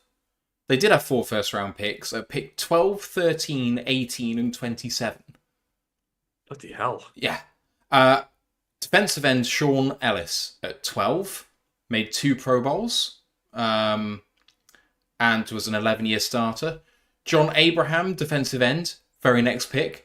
15-year player, 11-year starter. 2 first-team All-Pros, 5 Pro Bowls. Chad Pennington, quarterback. 5 years as a starter, 89 games, 1,632 completions, 17,823 yards, 102 touchdowns, 64 interceptions, and some rushing touchdowns as well, but only, I think, 7. And then the last one, Anthony Becht, tight end, 1,500 yards, 11-year player, but didn't actually do much. But in the 3rd round, they also got Leveranu Coles, who I've not heard of personally, but 1 Pro Bowl, 9-year starter, 8,609 yards and 49 touchdowns. That's a heck of a draft. That's really good. Anyway, that is absolutely mad. I just to get him there as well. It's no way. That's Rocco's dad. Anthony Becht. That's Rocco's dad. The Bechticle who I go on about all the time. The Bechticle spectacle. Wow, it's a small world. His dad got, how'd you get onto that? It's just amazing. I actually know his dad was an NFL player, and he wasn't a quarterback, was he? What did you say he was? Tight end. I mean, it's the quarterback position if you can't play quarterback, isn't it? Why is it these big, ugly, dirty, offensive lineman-y types are having quarterback? It's like Raiola. His son's a quarterback, yet he was just the mouthiest, greasiest, most, disruptive center ever. Yet his son's a quarterback. You call him ugly? They're following each I don't other's think footsteps. they're like that. Oh, you know what I mean. It's like ugly play. They're like, all Yeah, right, yeah, deep yeah. down dirty. They take their lumps and they take their lumps and bruises and Grizzly, stuff yeah. like that. Yeah, grizzly man. Right, Exactly. let's talk about the defense. Let me bring up the starters for you guys on the formation here, if this works. There we go. So, on the defense, they play a 4-2-5 nickel defense as their primary formation. The 4 down linemen are Trayvon Walker, Devon Hamilton, Jeremiah Ledbetter, and Josh Hines-Allen. Behind them are Eric Armstead, Tyler Lacey, Jordan Jefferson, Miles Cole, Mason Smith, and Ezi Otomweo, which I don't think is a name I've ever said before. At linebacker, they start with Devin Lloyd on the weak side and Foyesade Olokun at mid linebacker, Mike linebacker. Behind them, they've got Ventrell Miller, Chad Muma, Caleb Johnson, and Yazir Abdullah, who is one of my draft crushes out of Louisville, I think, in 2023's draft. The back five, their primary nickel is Jarian Jones. I'm almost pleased that Ash isn't here so he can wax lyrical about how good he's been at Florida State last year and now this year. Then the cornerbacks on the outside of Ronald Darby and Tyson Campbell. Behind them, DeAndre Prince and Monteric Brown. Safeties are former Packer Darnell Savage and Andre Sisco, backed up by Daniel Thomas, Antonio Johnson, and Andrew Wingard. For the special teams, punter is Logan Cook. Place kicker is the rookie Cam Little, long snapper Ross Matsic. Let's go through some defensive stats. So the defensive tackle, Devon Hamilton's their leader in tackles, 32 tackles, 3 TFLs, a quarterback hit, PFF grade of 58.3. Edge players, Trayvon Walker, 1 pass defended, a forced fumble, and a fumble recovery for a touchdown, 7.5 sacks, 37 tackles, 9 TFLs, 10 quarterback hits, PFF grade of 67.6. But Josh Hines-Allen remains one of the cream of the crop in the NFL. 2 passes defended and a fumble recovery, 5 sacks, 26 tackles, 4 TFLs, 12 quarterback hits, and a PFF grade of 84.9. Devin Lloyd has had a sophomore glow-up so far this year after a poor season last year after being drafted in the first round, if I remember rightly, or maybe he was an early second round pick. 2 passes defended and a forced fumble, a sack, 74 tackles, 4 TFLs, 2 quarterback hits, and a PFF grade of 78.3. And then their top pass defender is Ronald Darby on the outside. 7 passes defended, 39 tackles, 3 TFLs, and a PFF grade of 61.2. The best safety so far, I wish I could say it was Andre Sisco, but it is Darnell Savage. An interception, 4 passes defended, 22 tackles, a TFL, and a PFF grade of 61. Other good grades in there, the other linebacker, Foyesade Olokun, 78. Other bad grades, the third safety in the rotation, Antonio Johnson, plays a significant number of snaps. His PFF grade is 44.4, a quadruple Nelson. On third down, they are 26th. On fourth down, they are 20th, and in the red zone, they are 23rd. I have some notes here from Ash that I have not read, so I'm just going to read them verbatim. Defensive coordinator was Ryan Nielsen. He was with the Falcons last year, runs an attacking 4-3 with a base cover 2 and cover 1 coverage concepts with influence from Dennis Allen, who is defensive line coach under in New Orleans. He relies on good linebacker play and defensive line getting home. He's bottom half of the league in EPA in all coverage concepts, bottom of the league in blitz rate at 12%, so they rarely bring more than 4, and 26th in pass rush productivity. They're a nickel 56% of the time, which is 25th, and in base 27% of the time, which is 11th. So they do play a good amount of base, and that's where you see Ventrell Miller coming into the rotation as the third linebacker, even ahead of Chad Muma, which surprises me, to be honest. They say there's some familiarity with Jags personnel. We have some familiarity with Jags personnel through their defensive back coach and pass game coordinator, Deshae Townsend, who was obviously with the Lions fairly recently. I'll go into observations about the Minnesota game soon, and thoughts about that defense overall. There's big names on that team. There are, and there's a lot of, again, young players on that team. You know, you talk about the last 2-3 draft cycles they've had, you know, Devin Lloyd, Trayvon Walker, both from 2022. You've got Ventrell Miller, 2023, Yasir Abdullah, 2023, Jarian Jones was 24, Andre Sisco, Tyson Campbell, both 2021. Chad Moomer is 2022. Like, a lot of these guys are in the last 3 years. A lot of them are not out of rookie status yet. And a lot of these guys are playing serious snaps on the defense. Like you say, Jarian Jones is starting. Andre Sisco is starting. Tyson Campbell is starting. Ventrell Miller is starting. Devin Lloyd is starting as well. Trayvon Walker is starting. I know he's a number 1 overall pick, but, you know, you've got a lot of young talent in there, and you don't, as I say, necessarily just have the complementing veteran pieces to go with it. Like, the thing that sticks out like a sore thumb is they've got 2 top-tier edge rushers, but they ain't got nothing through the middle on the interior that's going to scare you at that point. You can run through that interior and negate the impact of those 2 on the edge, which causes problems. The linebacker group, I love it. I'm not surprised they're low in blitz rate, because you look at these guys. Ventrell Miller's your standard middle linebacker from Florida. He's just, you know, he's in there to make tackles in the middle.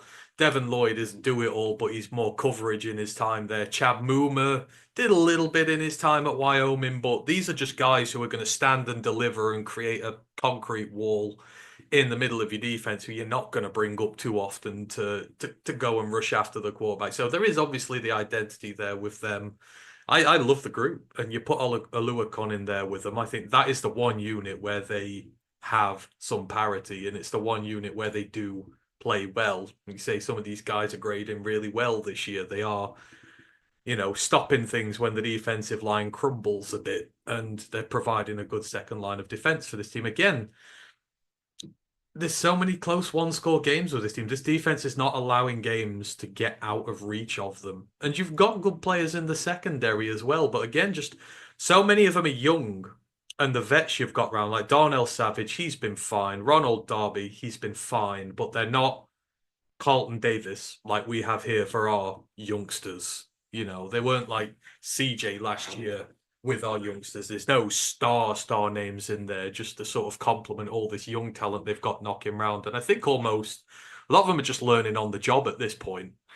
And, you know, you can see they have sometimes issues, they sometimes have problems, and then yet the rest of the time they do well. They have spurts. They're another unit who can cause you problems. If you stop them running the ball, there's enough in that backfield there to be able to get takeaways from you. If you can't, you know, run the ball as well, they can rush the passer if you're keeping you in third, long, and distance, because they've got 2 excellent edge rushers there. You know, Trayvon Walker gets a lot of shit because he was a number 1 pick, but that's not his fault. You know, no one asked him to be picked there. He is developing into a good edge rusher. Josh Allen is a very good edge rusher. So you've got to be careful with these guys. Again, it's a lot of ordinary, but then some areas where you're just like, okay, we've just got to be careful with them. We've just got to give them a bit of respect and keep them out the situations they want to get in. Because if you can do that, you're up against a very bang average unit. You know, they can't just be more than the sum of their parts and really surprise you. They've got to have very specific circumstances to cause you problems. And not many teams have, you know, fallen for that this year. Yeah, let me talk about the Vikings game that I've just watched, and just a reminder of the weapons that the Vikings have. I'm sure you don't need reminding, but I will anyway. So Aaron Jones running back, and obviously out of the backfield. TJ Hawkinson was back for this game, and he actually led the team in receiving yards and receptions. Josh Oliver is a good receiving tight end. Then you've got Justin Jefferson and Jordan Addison, as well as Jalen Naylor, who's been really good so far this season too. So this is a Vikings team loaded with weapons. Darnold is obviously Sam Darnold, and he was great to start the year. He has regressed mightily in the last few games. So that's where we're at. But this is more about looking at what the Jags are doing in coverage and against the run, as opposed to what Darnold was doing, apart from against pass rush. So good gap discipline in run defense. I do think that there are certain elements against the run that they might struggle in. If you have a look at the grades specifically, they're in a very average team against the run, apart from 2 players in Devin Lloyd and Jarian Jones. Montaric Brown actually has played significantly more reps than Jarian Jones, and he's also okay against the run. But the rest of them are kind of average, so expect them to kind of have some good plays in run defense, especially maybe if you're running into those players who are actually just really good at it. I do think they struggle in run D on outside zone, especially kind of stretch plays behind the tackle, or maybe some kind of gap seam stuff with pulling linemen. It may not be their best thing that they do, but the Lions do really well. So that's one thing. They often have a lot of players at the line of scrimmage faking blitz, but they just bail out of it and bring 4 most of the time, and that's reflected in their blitz rate. They're trying to bring phantom pressure. Didn't really work against the Vikings. I mean, Darnold threw his picks, but he threw them for a very different reason, which is that he's shit. Other bits and pieces here in terms of coverage, I thought they were particularly sticky in this game against a really solid receiving group. I thought that the cornerbacks and the safeties all had a really good day in this game. So against Justin Jefferson, Tyson Campbell was very competitive at the catch point and actually caused a tip drill, which resulted in the first interception by Oluokun. Otherwise, they had an end zone interception by Montaric Brown after a bad Darnold throw. They had a goal line interception with good coverage by Darnell Savage. They actually had a fourth interception, which was actually called back for a flag earlier on in the play, but I don't think Darnold saw that flag, so it wasn't like Darnold was taking a free play. Otherwise, I think that this unit is susceptible to play action in coverage. I don't think they cover that particularly well. So if the Lions can get the run game going, play action can work. But I actually think they were susceptible to play action even without the run game working particularly well. Thought they struggled in coverage at linebacker specifically as compared to DBs, who I thought had a good day. This is just this one game. The grades overall for the season don't back that up. In this game, I think that especially Devin Lloyd didn't look great in coverage. He was really great coming downhill. Oluokun looked a bit better. Trayvon Walker had a really nice key sack. So like with 2.5 minutes to go, Vikings up 12-7. Get one more first down and you win the game. And Walker just runs straight through a tight end chip to get a key sack to end the Vikings drive and give the Jags a chance to win the game. But their discipline on defense is really lacking. So they had a 2nd and 17 halfway through the game. And they commit a defensive pass interference penalty on like a 5-yard pass. It's 2nd and 17. Even if they complete it, don't do that. And then to finish the game, it was 3rd and 6 with the Vikings driving to kneel it down. And they ended up only getting 5 yards on 3rd and 6 on a run. But then they they gave up a unnecessary roughness penalty after the play was over. They'd forced 4th down, they were getting the ball back, and they gave the game up. Like, their discipline, I think, is somewhat lacking. It may just be a result of them being 2-8 and just feeling hard done by at this point. I don't know, but the game finished 12-7 against the Vikings team that offensively is still incredibly loaded. And, they're 7-2.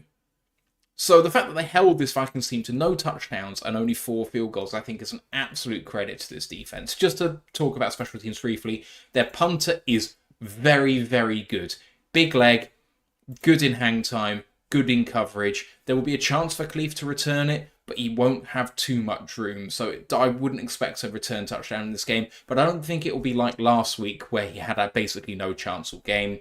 And then their returner, I'm not 100% sure is the best on punt returns. He called for a fair catch on one kick, but really misread where it was going to land and had to dive forward to catch it. So, if we do end up punting the ball with Jack Fox, potentially there could be opportunities there for a muff punt. So look for our gunners to maybe get upfield and try and force some poor plays on that side of things. Did you watch the Vikings game at all? Have you seen much on defense from them? Other than kind of what you were just discussing? Yeah, so there are a few key components you've got to look at this game, and this is where their defense can be dangerous. This is the game plan that you're playing to. So bear in mind, this defense was out there for 43 minutes. Yikes. 43 minutes they were on the field, this Jags defense, and they didn't give up a touchdown. No, and they forced 2 4th downs with under 3 minutes to go. That's unbelievable. When you are out there, and then you look further, the Vikings ran the ball 43 times. They were only running at 3.9 yards per carry. For a defense to be absolutely pummeled by the run and for to be out there nearly 3/4 of an hour, basically 3/4 of the game, to keep them under 4 yards per carry. For like you said, it is a defense that's got good weapons with it. You know, I know the defensive line doesn't grade well against the run, but you do look at the guys who do grade well.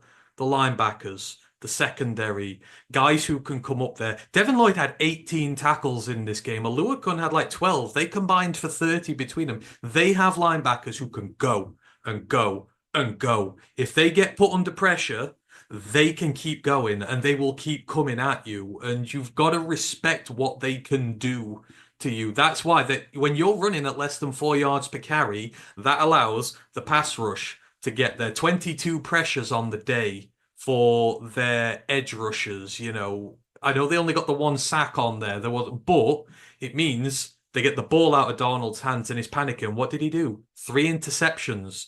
You force him to panic. You force them to turn the ball over. You're able to repel another attack from them. Now, bear in mind, yeah, the offense didn't do a lot with it. It was like 130 yards of offense, but that's shielded by a quarterback who's playing his first start on this team.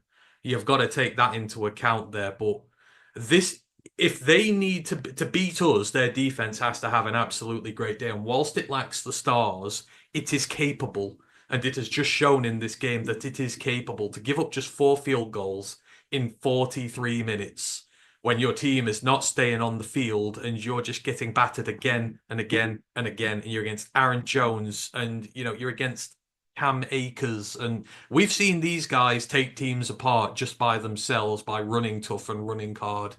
And we've just talked about how many rookies are playing prominent roles in this team, first, second, third year rookies, and they're still standing up to it. They're fighting. And again, this comes back to the whole thing of 5-1 score losses. I think the defense is getting let down a little bit by its offense in some of these close games. They're giving them situations to win. All you need is one good drive. You know, we're talking on the college pod earlier. BYU needed one good drive against Utah to get its one touchdown of the day when it needed to, and it wasn't doing so well. That's all you require. So I look at this, and this is the trap you can't fall into. You've got to run the ball well, otherwise they'll be able to rush your passer and you will turn it over. And we have just come off a 5-interception game because our quarterback's been getting hassled and it's rattled him, especially coming off his blind side if Decker can't go, which I'm hoping he is. But I'm saying, you know, you have to think of the theoretical possibilities here. And this is a theoretical possibility of what they can do to us if he's not ready or not healthy. If they can just stop us running it for a little bit and they can put that pressure on and we throw picks, that gives them more possessions and more chances to stay in the games with us. So you have to respect that. And I respect that team. I respect that defense a hell of a lot for what it did in this game. Not many defenses can be out there for that long and take such a pounding and give up so little. I mean, the biggest compliment I can give to them is that they are gritty. I look at this defense and I think Dan Campbell would be proud of this defense. Even though, when I talked about their overall defensive grades, they were like bottom of the NFL in 2 of the metrics. Let me just have a look at that again, because I don't actually think I said it. PFF has them 19th, but DVOA has them 31st, EPA has them 32nd. That's so unfair. I have a look at this defense and I think that they are so gritty. They keep fighting. They make key turnovers late. They aren't getting blown away late in games when they're losing. They're keeping it competitive. I look at this and I think Dan Campbell would like this. Yeah. Players don't play to their stats, right? They're not going to go out there and play like the 32nd team in EPA or something. They're going to go out there and they're going to try and prove a point. They're professional players, and if the coaching staff has anything about them, they'll be coaching them to win games. And these guys will want to win.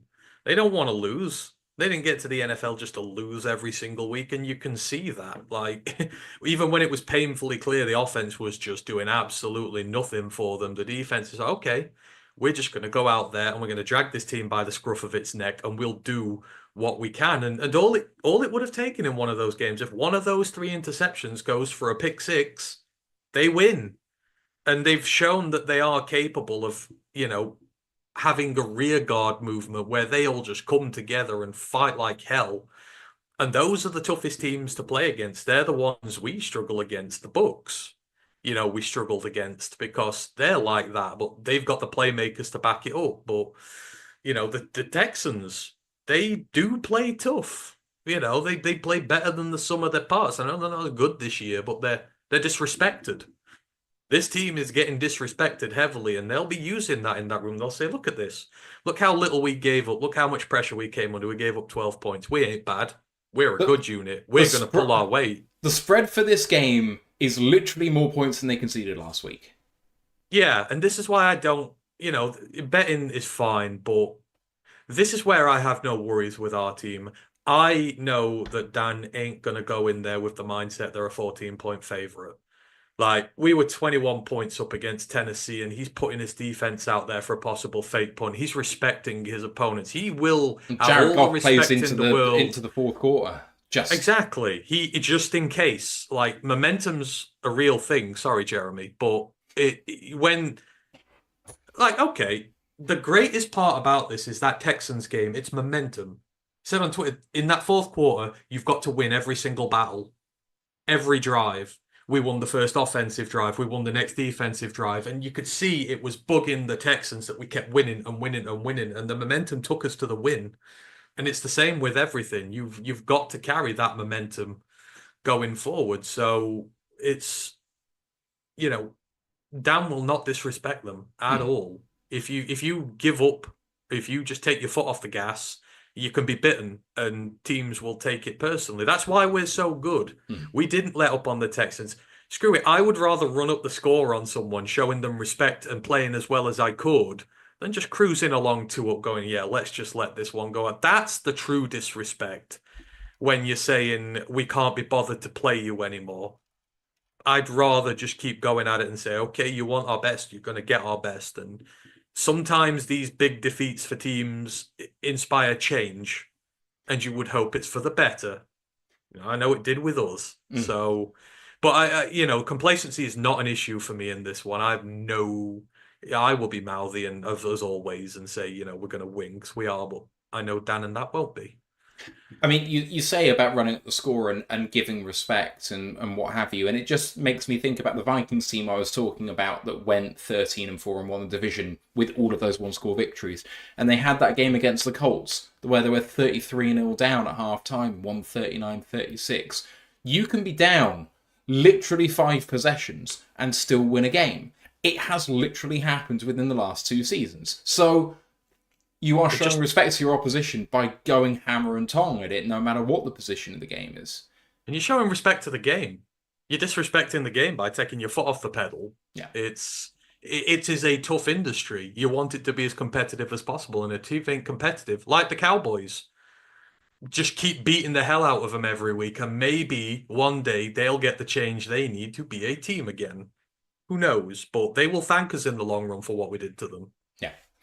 All right, so talking about matchups, we've been talking about their defense, so let's stay there. How does the Lions match up against this defense, do you think? Because, we've talked about how they can deal with the run, what they're like in the past recently, and then maybe over the season a little bit. Do you think it's an advantageous matchup for us? I do, because again, we just talked about the Vikings, they couldn't run the ball on the Jags. Despite having, again, 43 minutes, I go back to this. 43 minutes against the Vikings offense is completely different when it's 43 minutes against the Lions offense. The way we pound away, it leaves a mark. It leaves bruises. It leaves you, it leaves you in tatters. We are way too physical to be allowed to get away with 43 minutes of possession. We just do it differently, but we have a nuance to our offense. If we just can't bang it through the middle, we'll start going off the edges. We have the playmakers to kind of hit you any which way. So I think we match up pretty well.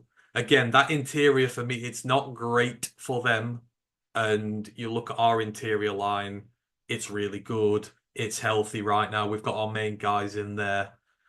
Hopefully we've got Taylor back. I think you should be able to eke out lanes to have a go at them. It's dealing with their linebackers that's the issue. If we can get up to the second level and nullify these linebackers, keep Devin Lloyd, keep Oluwakan out of it, we'll be fine. It's if they bring a lot of pressure, if they stack a box against us, we could potentially have an issue. If we're not running the ball like we didn't really do at the start against the Texans, we could have an issue. But I figure we've got this sorted out. So, and I just trust our overall skill level a bit more. The Vikings have struggled in quite a few games this year. We haven't as much. And if we have, it's not usually the offense that's been struggling. Sometimes it's been the defense that's been a bit finicky. So I like the matchup, but they can hurt us. But I'm quite confident that we will not. I think the Vikings may have underestimated them. It feels like that. 43 minutes and you can't even score a touchdown. There's something wrong there. Yeah, the thing that's wrong is that Darnold's decision making has just gone to hell, to be honest, because the Vikings definitely churned out passing yards. There's no doubt about that. They had over 400 yards of offense in the game and didn't score a touchdown. And that's because he threw so many damn picks. Like, ugh.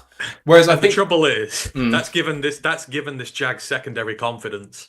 Like they've got 3 turnovers. I know one was a Lewican, so you've got to be careful over the middle as well because like Devin Lloyd is a good coverage linebacker. A Lewican is a good coverage linebacker. They can get you takeaways.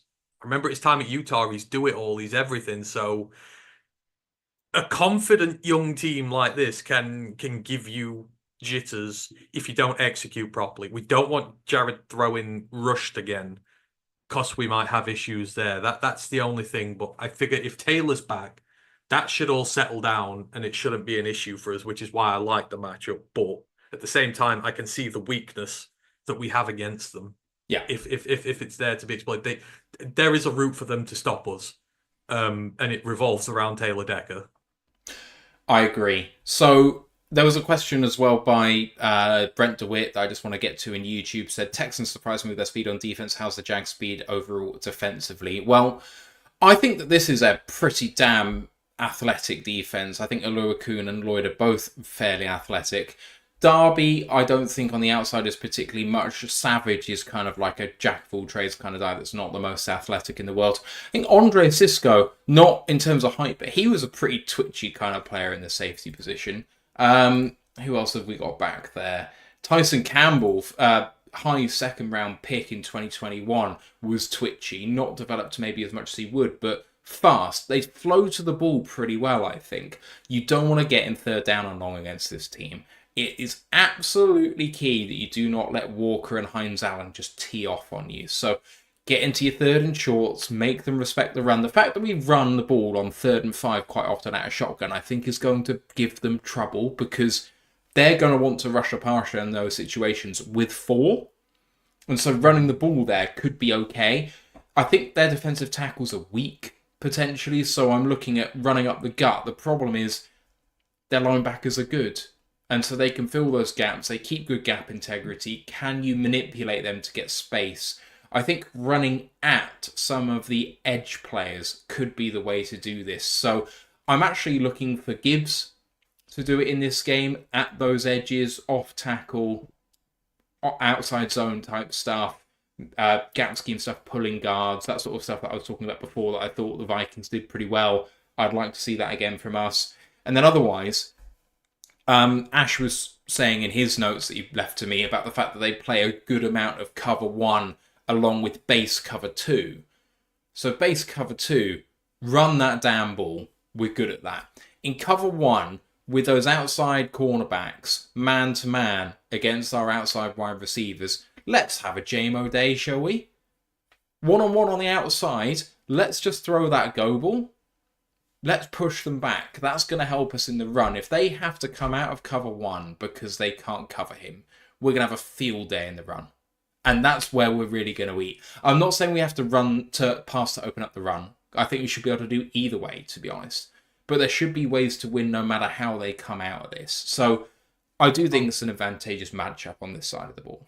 Our NFC North rivals have given us the key to this. Like, Josh Jacobs had about 140 yards and 2 touchdowns against them. DeAndre Swift, I think, had a hundo against them.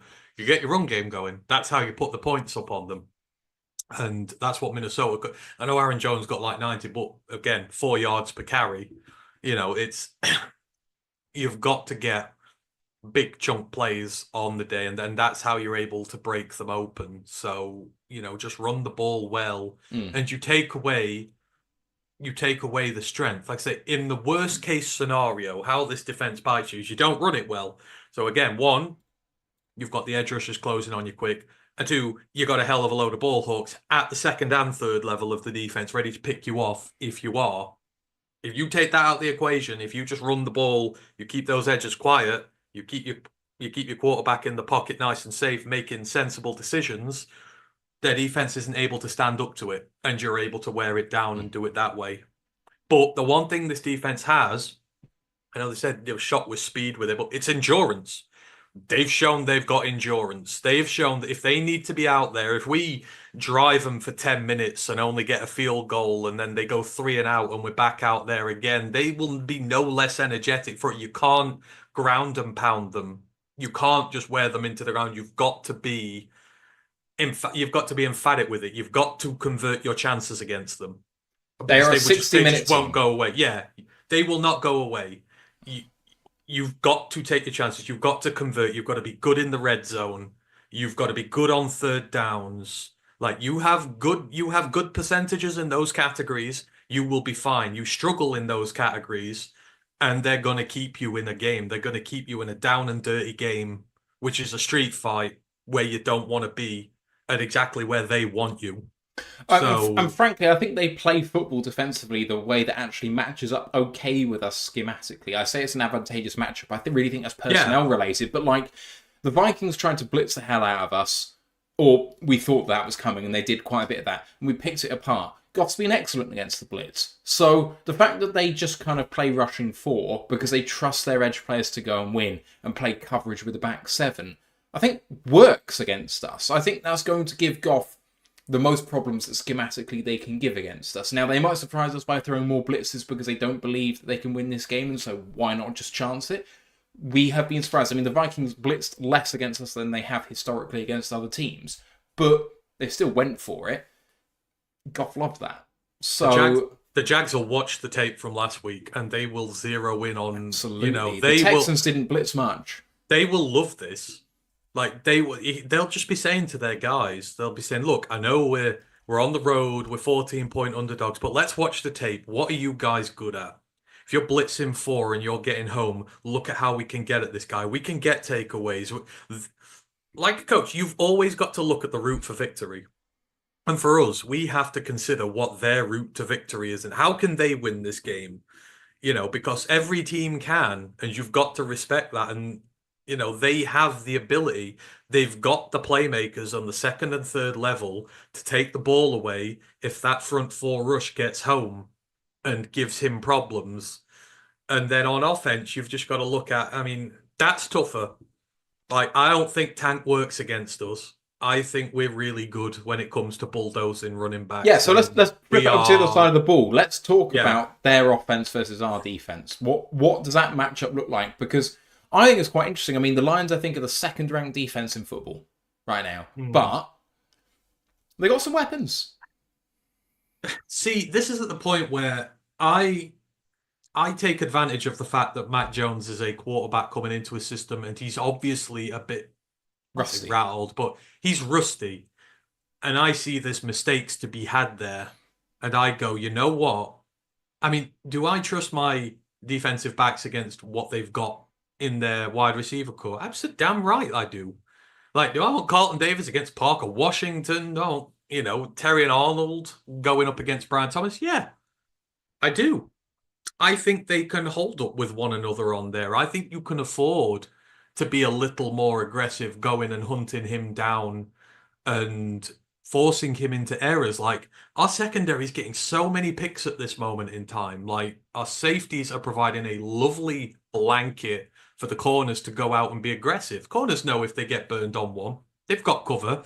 They know they've got a guy to come across on deep balls and help them out. I think they're doing pretty fine on their own. So if you want to send a few more guys here, if you want to go and hunt him, I think you can. And I don't see how that run game's... I just don't see where the yards are coming from in the run game to put us in disadvantageous situations. Like, I love Tank, but I think our interior is built to deal with him. I think now we're going to have Zadarius Smith on the edge. You know, we're back to hopefully the edges are sealed up properly again. And I struggle to see them running the ball well enough on us. That's what they've got to do. They've got to run the ball really well and then get us to back off with the pressure and be a little bit more sit back. And I think that's tougher for them to do on the offense than the defense. I think the defense has got a better chance of stopping us than their offense does of scoring on us. Yeah, it's an interesting running attack because I think it operates best running outside the tackles again. So, you know, we're really strong on the interior of that defensive line. That's where our strength is with Aleem and with Reader. So I think I'll be running away from that and into Zadarius Smith. And how does he deal with that? I'd be using Devin Duvernay like the Texans use Tank Dell. This quick, tricky motion guy who can get out wide, who can maybe get you some yards there. He's good at breaking tackles. You know, I know Tank had a little bit of success early on, especially against Carlton Davis. Obviously, they had the touchdown that they got using motion. So that I would agree. You've got to lighten the box against the run. If you start getting it out wide a bit, then you bring Tank into it. Then you bring Etienne into it, and you can sort of have a little hammer away if we're having to kind of cover the edges a bit more. I think that's what you've got. You've got to spread the offense out. That's what you've got to do. You can't condense it. If you spread it out successfully, there's your possible window to get in at us. I think the other thing that we can't overlook is, you know, with a quarterback that's potentially rusty, what's a quarterback's best friend? It's his tight end. And Evan Ingram is one of the better receiving tight ends in the NFL, and he has been for some time. He looked quite good last week with some good catches.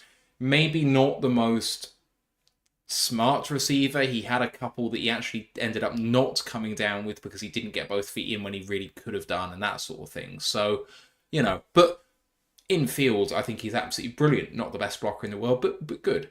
So he'll be going up against Jack Campbell, who I think is terrific in coverage. But it's a big matchup for, I think, it's a bigger matchup for the Jags than it is for us. But I think they'll look at that and think, I think Evan Ingram can win. It's interesting. He's played us 3 times and scored a touchdown against us every time.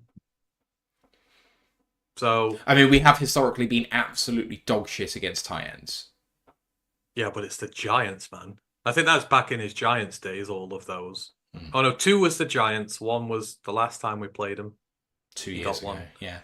So he's always been a pain in our arse, as they say. He has been. We did have a couple of questions as it pertains to the matchups. Brian Shook said, any concerns with the left-hand side of the O-line? Decker, if he goes, and Glasgow haven't really impressed this season, even if Decker plays. Zeitler and Penne have been so good, so maybe it just looks pedestrian in comparison. Do you think there's an issue with that with the left-hand side of the line? That's where Josh Hines-Allen's going to be lining up, no matter who is lining up against him. Let's just not discuss this. We are on far different opposite ends of the spectrum as to what we should do with left tackle if Decker's not there. So yes, I feel like we should leave that alone. Fair enough. I will just say Decker hasn't been good enough. He's better than who we have in reserve, but I do have my concerns. Glasgow, the move hasn't gone as well as you would have liked from right guard, but he has still been like an average guard in the NFL. This is why you don't move guys around. Yeah. I'm gonna lose, patience with saying it, but everyone just going, oh yeah, you can switch him from the right to the left. No, you can't. Well, so we shouldn't move Penne then? What? I mean, no, because Hypocrite. No, because we deliberately signed him. Like, this is a move for injury purposes whilst Decker gets healthy, not we've permanently moved Glasgow to left guard. My argument holds fair. We'll get into this. I wouldn't be leaving Sewell there even after Decker gets back. I wouldn't switch him permanently. I'd just put him there until he's back.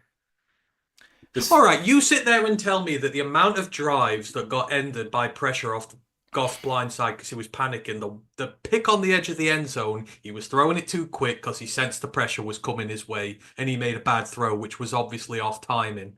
There were 3 or 4 drives that got ended because he was panicking about pressure on that side. Now, I know, it then creates a hole at right tackle, but at least he can see the pressure coming from there. We Yeah, had real big problems. We had real big problems with drives ending because we just couldn't protect that left side. the only answer I would give to that is something that was said when Goff first came here, and I still believe it. Goff panics less when he can't see the pressure. If he can see it, he doesn't like it more. I think right tackle is more important for Goff than left tackle in terms of how he is as a passer. In terms of him giving the ball away on strip sacks, maybe more important for the left tackle. But this is a different Goff to when he got here, though. Like he's not that. Yeah, I still don't think he likes pressure in his face as opposed to pressure blind. See, I think we should be trying Colby at this point. I agree. I find it very concerning that he's even inactive when we have trouble at tackle. I don't think Skip should be out there, but I do think, and I trust Penny to work on that left side. I do. But they prefer putting Jamarco Jones in there rather than Colby. I mean, it's a really... I know that in the Discord we've been saying that we don't think it's a concern for Colby. We think he was going to be a 3-year player anyway. He was a day 3 pick. He will take 2 years at least. But I do think it's concerning for him that someone off the street is getting elevated in his place. See, this is the problem we had back to the start of the season when you've got 10 offensive linemen, 5 of them are your starters, and over half of your reserves are day 3 rookies who you're not wanting to give game time to. It just gives you such little room to maneuver. Otherwise, you've got Awashika, great. You want a guard spot fill in for a game or 2, fine. What have you got other than that? That's why you've got to get guys off the street. And this is why I was concerned coming into the season about the disparity of what we're taking with us on the roster. Obviously, you can't get rid of Manu or Mahogany because you risk getting them poached, getting them through to the practice squad. And Colby, you're invested in it. He would probably get poached as well by somebody who wants to develop somebody up. But when 3/5 of your backups are rookies who you don't really want to play, that's a big problem to have, especially when you are a Super Bowl roster, which is why I said such concern about it at the start of the year. People like, we're fine. It's like, we're not.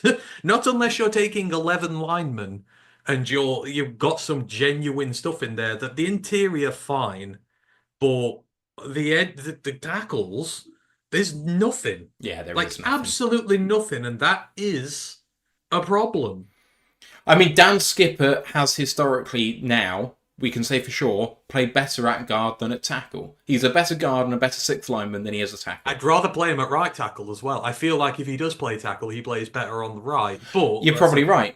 You're probably right. But then I never would have played Dan anyway. I would have played Jamarco Jones. I think they are showing deference in terms of loyalty to Dan rather than playing what I consider to be the better tackle. Yeah. And this is a serious problem because you're not really going to want Manu to play next year. No. You're not really going to want Mahogany to play next year. I don't know. But Sorsdal needs to be playing next year. Like 3 years for your draft picks. Every draft pick gets 3 years. Next year is his 3rd year. You want him to be playing. And it is like, even Broderick saw snaps. Like, even Broderick earned snaps in this time. And a load of people had a go at Broderick for not developing properly. But he's also a later pick. I know it's 3rd round, but it's late 3rd round. It's as good as day 3. I don't know, man. I'm with you. And I don't know, because a lot of people go say, I hate Hank and everything. I don't hate Hank. I think he's one of the best technical teachers ever. But for me, Sorsdal is his litmus test as to whether he is elite or very good at his job. I completely agree. I think it's perfectly viable to say that he's an amazing person to turn 1st-round talent into elite-level players, but he can't turn lower-level talent into good players. Yes, and this team has made a conscientious decision with 3 rookie day 3 draft picks on its 53-man roster. That sends a message out that they expect these guys to be developed and to be picks for the future. And, I'm not giving up on Colby at all. No way. But this is the real litmus test for me. And I would expect to at least see him active during some of these games by now. I think a year and a half to expect him just to be active is acceptable. Yeah. Yes, and the fact that especially when you're having worrying. issues. Yeah. Yeah, exactly. He's not even gonna like the amount of blowouts we've had. Could we not have given him a few snaps here and there, and Protect help him some of out a our little players bit? against injury as well. Exactly, exactly. It's it one injury and this team is in trouble with its O-line, and we've seen it now. We've seen the vulnerability, and Yeah, we've just got to pray to God that they all stay healthy. yeah. One more question as well from Is That Still You? Who says, who won't we see from the last game if Zadarius Smith plays? So Zadarius Smith, barring any injury this week, is playing. I don't think we will find anyone missing from this. It will see a reduction in snaps from both Pascal and Levi Onwuzurike on the edge, because they'll effectively, I think, go into a three-man rotation. And actually, I expect James Houston to get a bump in snaps with how he played last week. The first good game he's played in a year and a half. You want to build on that. So I expect the rotation to be four deep between those guys, and I expect all of them to play some sort of like 60% of the snaps sort of level. I'd expect Al Qadim to get his snaps as well. Absolutely. So five deep now. Yeah. I don't think. But I agree. I would keep playing Houston. Like, it does really annoy me with him. People have forgotten how little football he's played. Yeah. And he's a sixth round pick, and we're expecting him to do a lot on this team. And it's like, you're expecting him to be. He played 40 snaps last year after his serious injury. That was it. And now he's not played full football in a year and a half. And he comes in this year and he's playing a few reps. Man, give the guy some damn time to get his feet wet. Yeah. And people just see the PFF grades. That's like, fuck PFF grades. That's why I hate them so much. They do not take into account extenuating circumstances about his health, how little he's played. They just show you how he's playing now. The fact the team have stuck with him and he's now getting better, and we've seen he's getting better, and he's coming back to his usual self means he's getting the experience, he's getting the muscle memory, and most importantly, he's getting the snaps. Just keep giving him snaps, and he will keep getting better. Our players do that. First day picks, second day picks, third day, who cares? They get better. So yeah, I would expect to see him keep getting snaps, because that's the only way he's going to keep improving. And I think he gave some at that Texans game, like his hassling at the end when CJ coughed it up. That doesn't happen if one, he doesn't force CJ off his back foot into the pocket and unseats him and gets him running round, and then he's all over the place, and then they all swarm him, strip sack him, get the ball back yardage, and they've got to punt it again. No one else really has the ability on that team to bend like that and get the quarterback flushed into the pocket to do it. So he had one amazing speed rush around the outside. It was amazing. That sort of bend that you haven't seen from him. And I've been as guilty as anyone of what you're saying. Not in terms of just taking the PFF grade for what it is, but just looking at how he's playing and going, he doesn't look like the same player. And instead of going, he's still coming back from injury, I just went, I think the injury has hurt him permanently. And I think I'm wrong. After seeing it once last week, I'm like, no, it's still there. He's shown it to me once, which means it's still in there somewhere. So I'm fully on the train again with him, of letting him develop it. Exactly. It's just confidence with him and an experience. Again, he played 40 snaps last year, man. Like, we've got to give him some slack. Yeah. He's a sixth round pick. We wouldn't expect this out of any of the sixth round picks. So he has a need in this rotation, and he has a place there, and you want him in there because your team is better with him in there. And having Zadarius is going to help no end as well. Mm-hmm. Little veteran presence in there. I know Aiden's great, but Aiden's like forging his own path there. To have the guy who's been around, done that, can just show him those veteran things that maybe he's not had the chance to do before will be great for him. So we've got dangerous edge room. We do. All right, let's go to a score prediction. Grandizer is asking for a score prediction with a Lions player of game if we win. What do you think? Hang on. Are we doing a score prediction or a player of the game? Do both. Score prediction, I would say 30-13 to us. I think the Jags will give us a competitive game, but I just think we're too good across the board. I think we'll be able to get out to a nice lead. We'll have a little bit of a ding-dong, but overall we'll be comfortable and we'll win. But I'm not expecting an easy game, that's for sure. Player of the game, if we're going to do this, I would say it would be one of our. This is a Monty game. I'm going to break through that tough linebacker room they've got that second round. I want Monty in there. I think Monty's going to have a really good game. Definitely over a hundo, couple of touchdowns. So I have got a 20-10 win for the Lions, not covering that frankly ridiculous spread. I think it'll be a tight game. I believe in the Jags defense to keep it tight. I think we'll get ours, but it will be a bit of a grind of a game. They'll score a touchdown and a field goal somewhere, and I think they'll look competitive without really threatening. I think that it's going to be a Jack Campbell game in the win. I think he's going to get a pick and a sack. That's my prediction. And I think he'll get a pass breakup as well against Evan Ingram. I think that's just the key battle for us to win because you don't want to give him an easy valve to throw the ball, Mac Jones. So pass breakup or two for Jack. Bring him on a blitz. Hit Mac Jones for a sack. Maybe you get an interception as well. I've been pretty good with my predictions so far this year, so I'm not saying put a bet on it because I don't want to be responsible for your money, but we have one more question about the Lions before we go into the rest of the weekend slate. I know we've been going a while, so I want to crack on with this, but we're all good. We are. Apart from I've got a 15-hour workday tomorrow. Lisa asks or says, I do not think we will go 16-1 this year. Where do you think the Lions will lose another game in the rest of their slate? So, let's talk about who the Lions have in the rest of their season. The Lions have Jacksonville this weekend, at Colts, versus Bears, versus Packers, versus Bills, at Bears, at 49ers, versus Vikings. So 5 home games, 3 away games with the 3-game home stretch in the middle of that. There's 2 competent teams in there, dare I say? Maybe 3. No, 3 competent teams in there. 1 fraudulent team, and the others are pretty no-hopers, I would say. One who is starting their rookie quarterback once again. I don't know, mate. What do you think? I'm just getting my season predictions up so I can be biased here. Well, I had us losing 2 games by now, so... oh, damn. Where did they have the losses from? I had 13-4.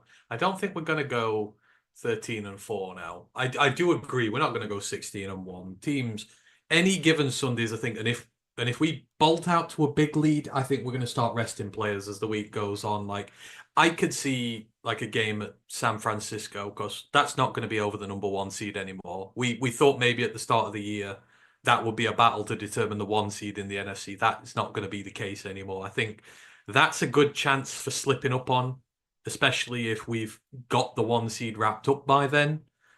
And then I think you're looking at one of the divisional games. We ain't going to go 6-0 in division, I don't think. What is the most likely one we lose? It would be... I feel like it would be Green Bay at home again. I feel like, that might be the one you give up again, you'll split with them. So, yeah, I think I can't see us losing against Jacksonville. Indy is interesting now they've got Anthony Richardson back. But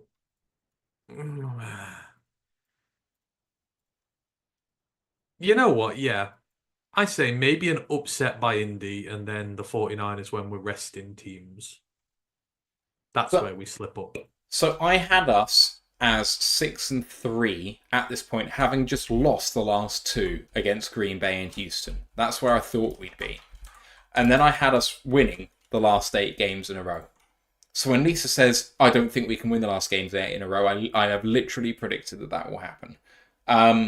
So yeah, I had us at 13-2 up until San Francisco and then losing the last 2 while we post. 13-2 would be pretty neat. 15-2.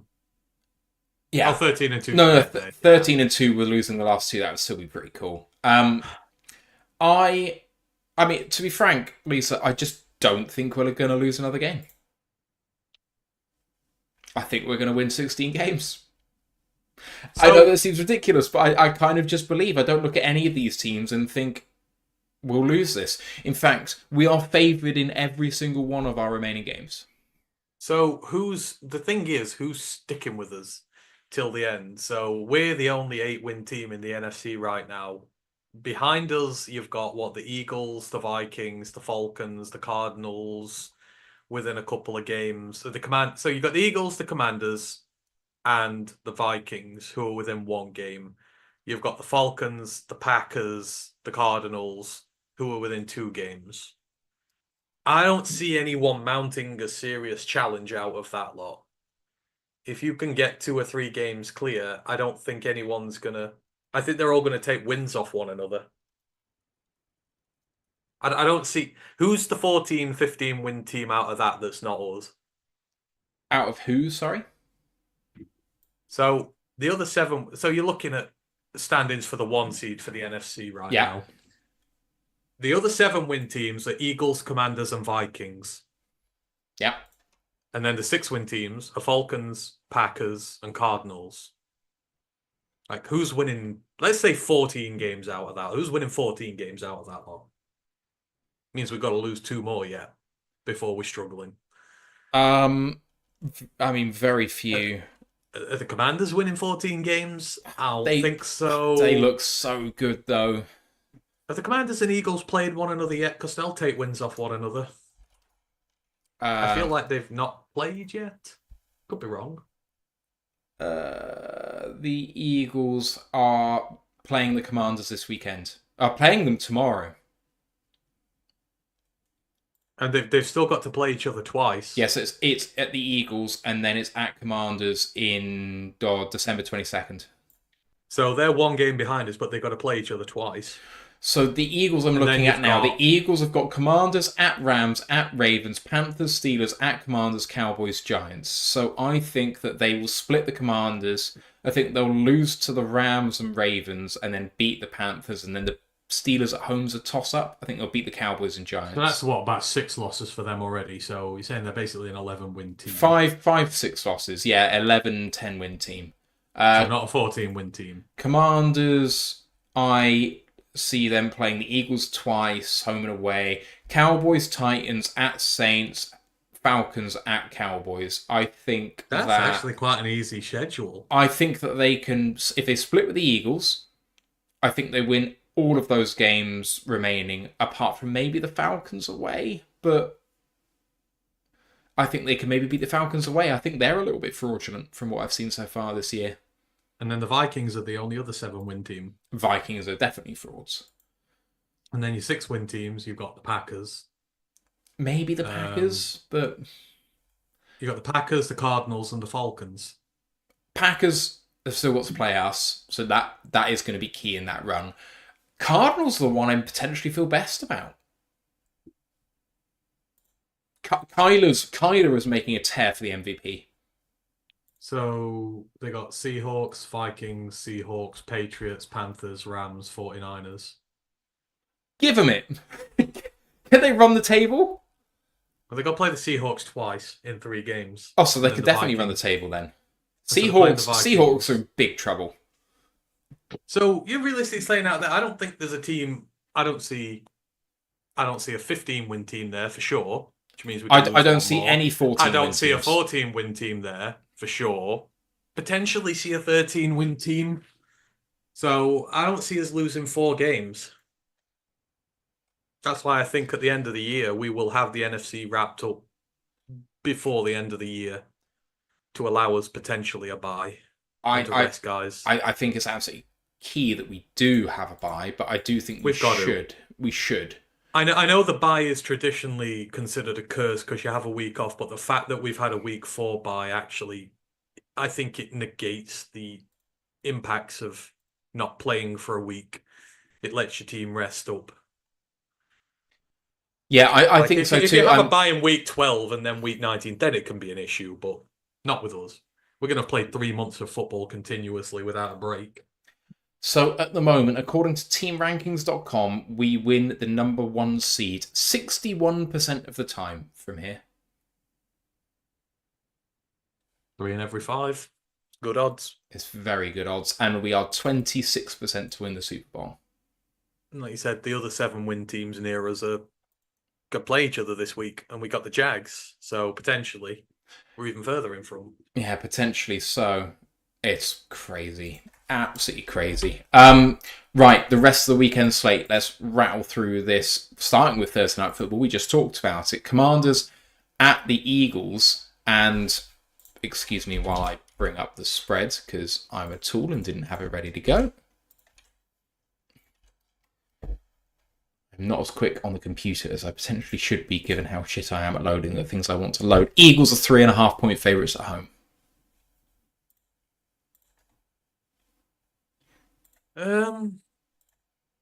I don't know. I think this is really tough. Are the Commanders at the point yet where they can? You know what? I just have to go with my gut instinct, and my gut instinct is telling me the Commanders can do it. It feels like there's too much turmoil in Philly at the minute, and the Commanders can take on that. I think they might not cover like 3.5. I think it'll be very close, but yeah, I got Commanders. I got the Eagles to win and cover. I feel like they're on a run, and I feel like the Commanders, having started so well, have had it iffy the last couple of weeks with the Hail Mary against the Bears and then the heartbreaking loss last week. Jaden Daniels is just a little bit banged up, and that defense is playing above itself, but personnel-wise isn't great, and I think the Eagles have the personnel to take advantage of that a little bit. I think it's very tough too. I think you can go either way, and you can Absolutely. You can put a nice justification towards it. So wouldn't surprise me if the Washington Commanders win this game. And I you know what? Now their owner's gone, I know their culture hasn't been totally fixed yet, but I'm kind of pulling for them. You know what? Let's go sickos. Let's say tie. Oh, Let's I do love Ryan it. McCluskey. That would be Let's so do the Ryan fun. McCluskey. Let's do a tie. Talking about a thickos game, try and pick a win here and feel good about it. Packers at Bears. Bears are underdogs at home by 5.5 points. Packers. I want the Bears to lose by as many as possible. Like, feed me their salty little tears. Like, feed me. I love this implosion so much. The mouthy little so-and-sos were so convinced they were going to take it off as this year. Caleb's the guy. And now DJ Moore, who they've just given $110 million to, is trying to get him benched. It's just beautiful. This is why, folks at home, you don't build a team outside in. You spend a lot of money on bringing these vets in, and actually, they don't really care about your franchise. They just care about the money. This is why you home grow your core like we've done. Like, where's Chicago's homegrown core that's stopping this happening? They don't have one. So, give me Packers by 40 and give me salty tears. I think I upset Bear Down Podcast, by the way, our friends. You might have to make up with them, but I went and laughed on their stream after they gave up the Hail Mary. Yeah. You dickhead. I'm unapologetically me. I still love them all, but yeah, the rest of their fans, they deserve it. It's quite delicious. Having said that, I have the Bears in this game, and call it anti-Packers bias. I think that this team has it in them on defense to really make Love uncomfortable and not allow the rushing yards which have bailed out the Packers when Love hasn't performed, because the way the Packers have succeeded is where the quarterback's fallen down, they've had the rushing yards to make up for it. I think the Bears defense has enough to rally against that.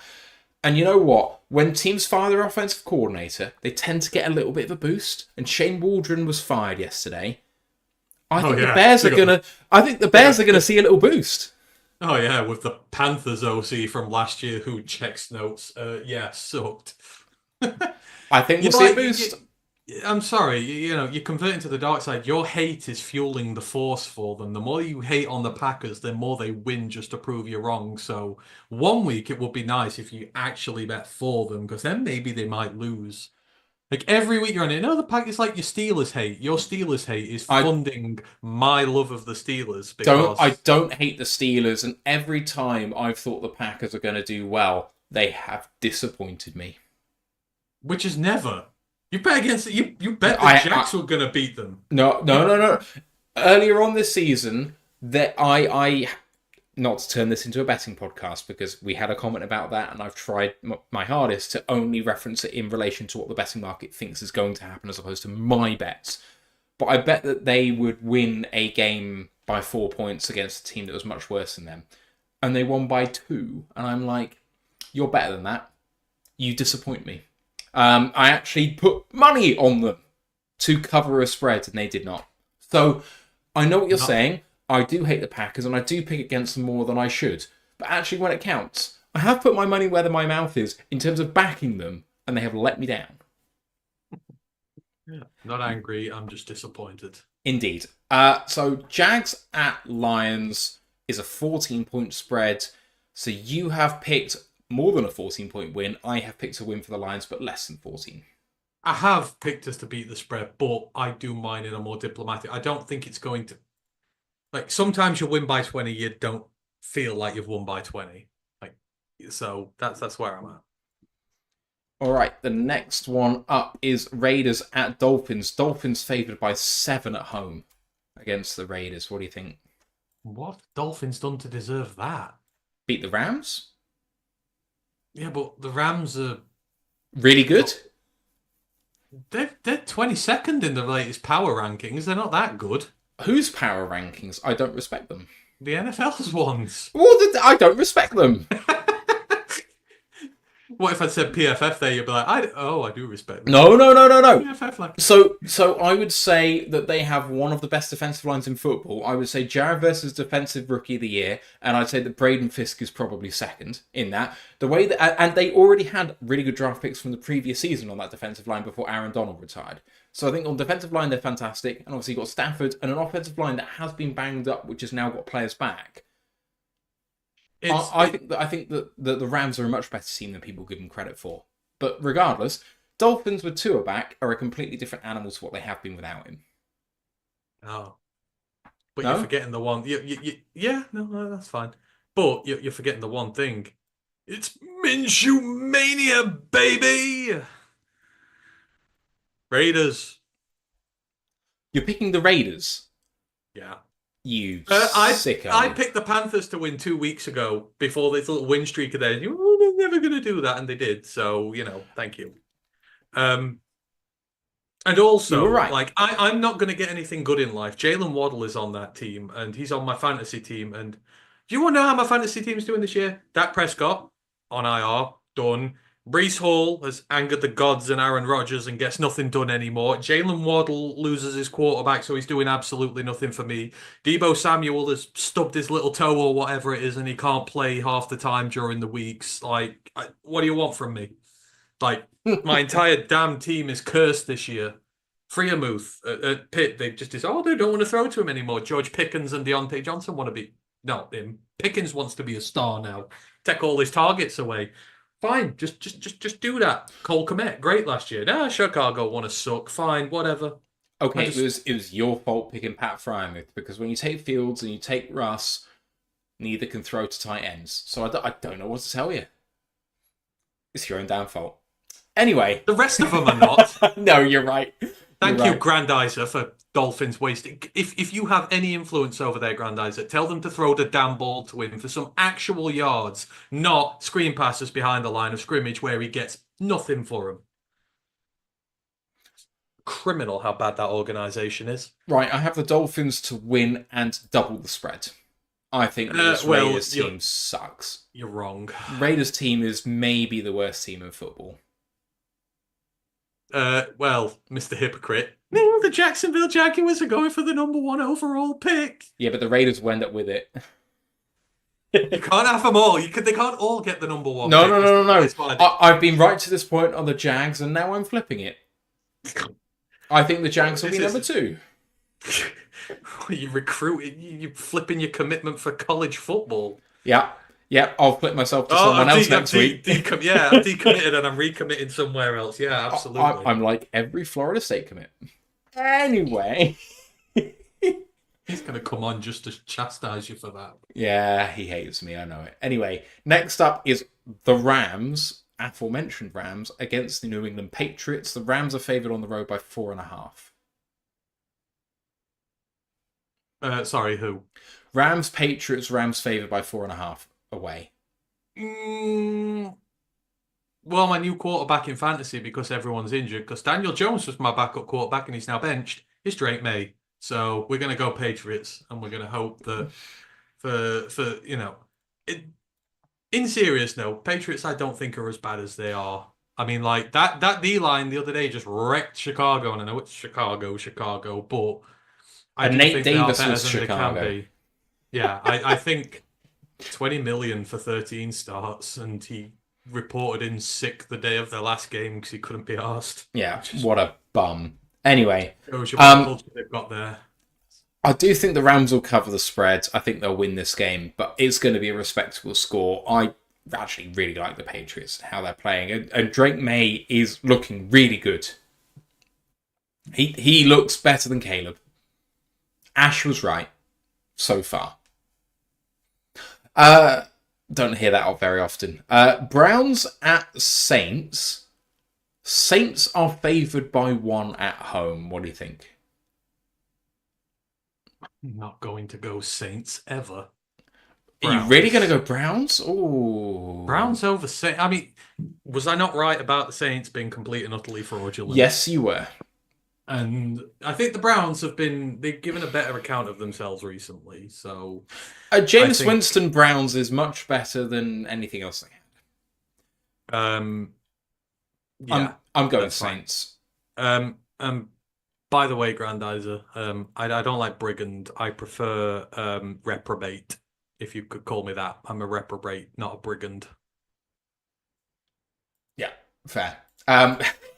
Yeah, I've got Saints to win. Or scallywag. We can teach him scallywag. I'm a scallywag. That is what I am. It's a great and word. that is a nautical term as well. So if you're dolphins, a scallywag.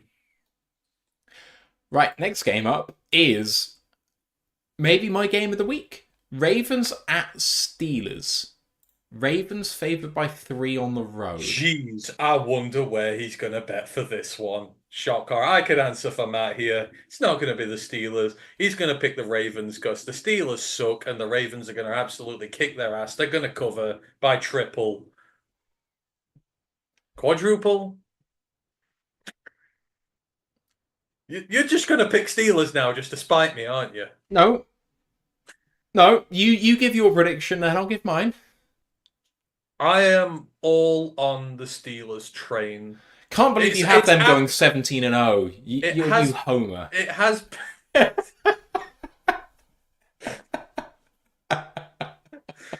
It's at Pittsburgh, right? Yes. Yeah. Like, they've struggled at Pittsburgh in recent years. They don't play well there. Like at Heinz Field, they never usually play as well when they go there. The Steelers have beaten them when they have no right to with worse teams in recent years. I'm going to go Steelers upset. The Ravens have lost 3 games. They are not unbeatable this year. I think they're definitely not unbeatable. That's for sure. I think they'll split with the Steelers.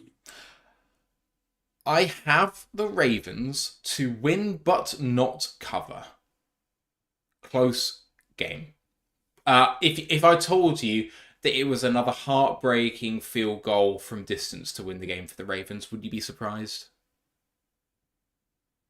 Yeah, I just want to see it happen to somebody else.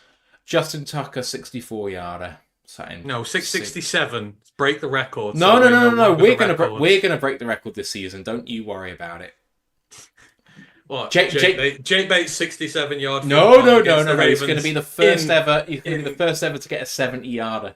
In the Super Bowl. Super Bowl. No. I just think at the end of the first half, at some point, there's going to be 2 seconds left on the clock. Will be at our own 48-yard line, and he's going to hit a 70-yarder. Nah, I want it to be a walk-off field goal to win the Super Bowl against the Ravens, and so we can take that pain they caused us, magnify it tenfold, and send it back. And that will be the last curse we need to break. It does feel like it, but there we go. Vikings at Titans is next up. Titans underdogs by 6 at home.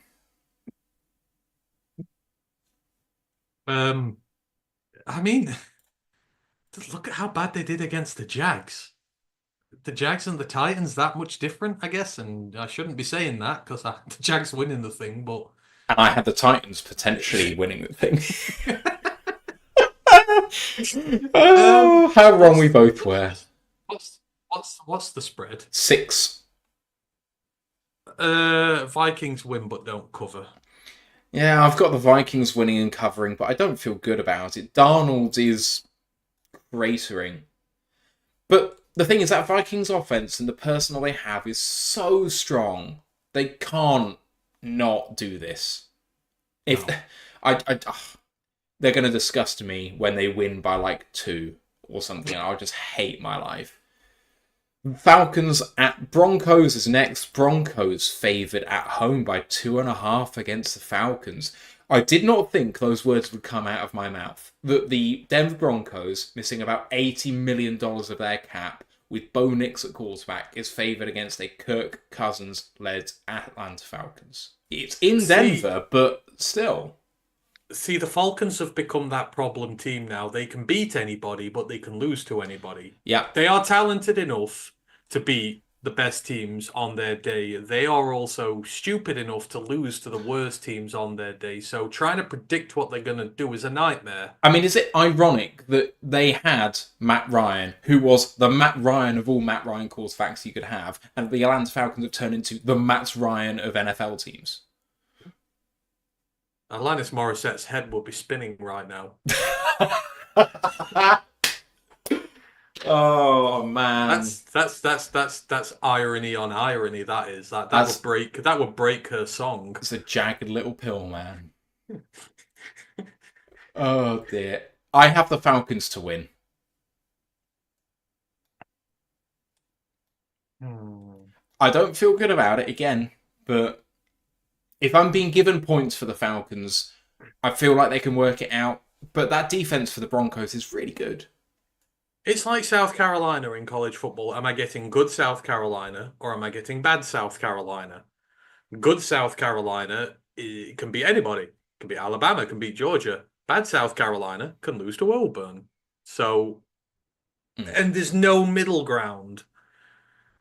They've just come off a loss to the Saints, right? They're 4-6. They're falling behind. I think this is a game they really have to win. And I would expect them to... Who are 4-6? And Falcons are 4-6, aren't they? No. Or are they 6-4? 6. Oh, no, they're not. I think they're 4-6. Falcons are leading the NFC South. They're 6-4. Oh, they're 6-4. I was about to say, I don't think you're talking about the Broncos who beat the Kansas City Chiefs last week. Oh, wait. No, that didn't happen. It's just in my dreams, but never mind. This feels like one they really need to win, though. They've got to win these games because they're in a really precarious position. I expect the Falcons to win. Yeah, me too. We're in the afternoon slate at the moment. That was the first one. The next one up is Seattle Seahawks at San Francisco 49ers. 49ers favoured over Seattle at home by 6.5. And this is another tough one. If I remember rightly, they don't... The 49ers don't play the Seahawks well, especially in season. Let me just double check because I'm sure there's been a lot of losses in there recently. Oh no, it's the other way round, sorry. Seattle haven't beaten them since 2021. Wow. That makes this easier. CMC's back. 49ers. Yeah, I'm 49ers to win and cover as well. Next up is Chiefs at Bills. So there's some very clear games to watch in this slate. If you're not watching the Lions, you watch the Ravens-Steelers game. And then the afternoon slate, Chiefs-Bills. And then actually, Sunday Night Football's great as well. Oh, right. Sorry, Chiefs at Bills. Bills favourite at home by 2. Chiefs are underdogs. You first. Bills to win and cover. Shock. Better team right now. They're playing better. What do I want? Do I want the Chiefs to finally lose, or do I want the Bills to be exposed as frauds? It's a proper dilemma that for you, isn't it? It is. I want both things equally. I think the thing is, Allen has actually taken a step back in the last 2 games, but their defense has really stepped up, and I think that's going to be important against a Chiefs team that's kind of found ways to win, even playing badly. That defense for the Bills is the decider for me. So I did say earlier that for the first time in years, I feel like the Bills are not fraudulent. There was not a lot of hype around them this year like there's been in recent years, and they have kind of gone under the radar almost. So that's made them more dangerous. I will take Bills. If they let me down, they are going on the fraud list till the end of time. Yikes, they've got themselves on the line as a franchise. That's heavy stuff. Sunday Night Football is a banger as well for me as a fan of this sort of football. Bengals at Chargers. Two teams that I think are very much in the fun zone of the NFL. It's at LA, and they are 1.5 point favourites. Two flawed teams in some ways, maybe going in different directions, but Burrow is maybe in the form of his life, and the Chargers are a completely different animal with this head coach in charge. What do you think? Chargers by 2 scores. I am also on the Chargers. I don't think the Bengals offense, which is so high powered, can actually live with the Chargers defense. And then I think watch what can happen on the ground for the Chargers against this defense. You know, I think J.K. Dobbins could run for 150. It's going to be really fun. I didn't actually realize how good the Chargers' record was. I just kind of thought they were meandering along. I guess they had a bit of a slow start, but it seems recently like they've really picked it up, and they have quickly inherited the DNA of the coach. We've always associated Chargers with being stupid and making stupid errors. Like, that's what they were known for, right? Making stupid errors. The one thing Harbaugh doesn't do is make stupid errors. It feels like they've eliminated that side of the game out. They're a lot more disciplined unit. And I mean, the Bengals are 4-6. So, you know, they're not a great team this year. I mean, they're going to struggle. They're 3 games behind out of the AFC North already. I don't see them making the playoffs this year. This is big for them. This could be the one that kills their season. I agree. It's a must-win game for both teams, because Chargers are in the box seat for like maybe the top wildcard spot, but they want to stay there. You know, you lose this game, you maybe have some downward momentum for the rest of the year. It's a must-win game for both teams. I mean, you don't want to be going to a potential 2nd seed Baltimore, do you, as a 7th seed? Like, that's the last thing you want to do in the playoffs. You don't want to be going to Baltimore. No. So, like, I think the AFC, more so than the NFC, is where you don't want to go through a 7th seed. How horrific is it, though, as the 5, 6, or 7 seed, that you can face... Well, the Kansas City Chiefs probably get in the bye. And you got Baltimore at 2 and the Bills at 3. Like, oh, God. Who's the other division? Where's the other division? It would be the fucking Pittsburgh. No, it wouldn't. It got Ravens. The AFC South, the Texans. Yeah, so as the Chargers, I think that the Texans away would be a very winnable game. Yeah, but you want to be 6th. You don't want to be sneaking in a 7th. No, absolutely not. So yeah, Chargers win and cover comfortably. There's a 1:00 game, which I think was Sunday Night Football, which got flexed out but hasn't been moved in my order. So apologies for being out of chronological order. Colts at Jets. Jets favoured by 4 at home. I mean, this is going to be ugly, isn't it? Yeah. You know what, man? I feel sorry. I want Anthony Richardson to win a game. I'm going to go Colts. Like, I want him to... I'm fed up of seeing these quarterbacks just be discarded and used and abused. I want him to succeed. And the Jets suck. No one needs the Jets to win. I just want to see Aaron Rodgers even more miserable. That half that team already looks like it's quit. I don't think the Colts are going to quite quit yet. So I hate myself. Jets to win and cover. You know, you get to the second half of the years where Rodgers tends to kind of pick it up a little bit. They got blown away by the Cardinals. Can Richardson do what Kyler does? Maybe in the run game a little bit, but not as a passer, not yet. Jets defense are going to take advantage of someone like a Rich. It's just not a good matchup for him, so I don't like it, because I'm one of Richardson's biggest supporters, but it's not the right game to come back into for him. I wish they'd held him out for one more game. Final one, Monday Night Football, Texans at Cowboys. Cowboys are underdogs at home by 7.5. Yeah, Texans. I don't feel comfortable saying it, weirdly enough. Like, they could really bottom out here, but their insistence on playing Cooper Rush instead of at least trying Trey Lance is going to cost them. Yeah, I think so too. But for me, this is a Joe Mixon game. Go and get yourself 200 yards on the ground because the Cowboys can't run defend. I look forward to you completely killing them. Right, that is going to do it for our show, unless you have anything else to add at the end here. No, all good. All right, let's get out of here because we've been going a while. Thank you to everyone in the live chat. Thank you to everyone for listening on the audio pod. You can get us at Rule the Lions on all of our social channels. Next episode is the live reaction show on Sunday afternoon. We'll see you at 1 o'clock Eastern for that one with me and Ash on the call. The review show will be on Tuesday. I am unfortunately attending a funeral on Tuesday morning, which means Monday night is a no-go for me for recording. So see you Tuesday night, a bit of a later time than normal, just to accommodate me getting home and being able to prepare. Thank you all for listening. Thank you to Ant for doing this with me, and we'll see you guys soon.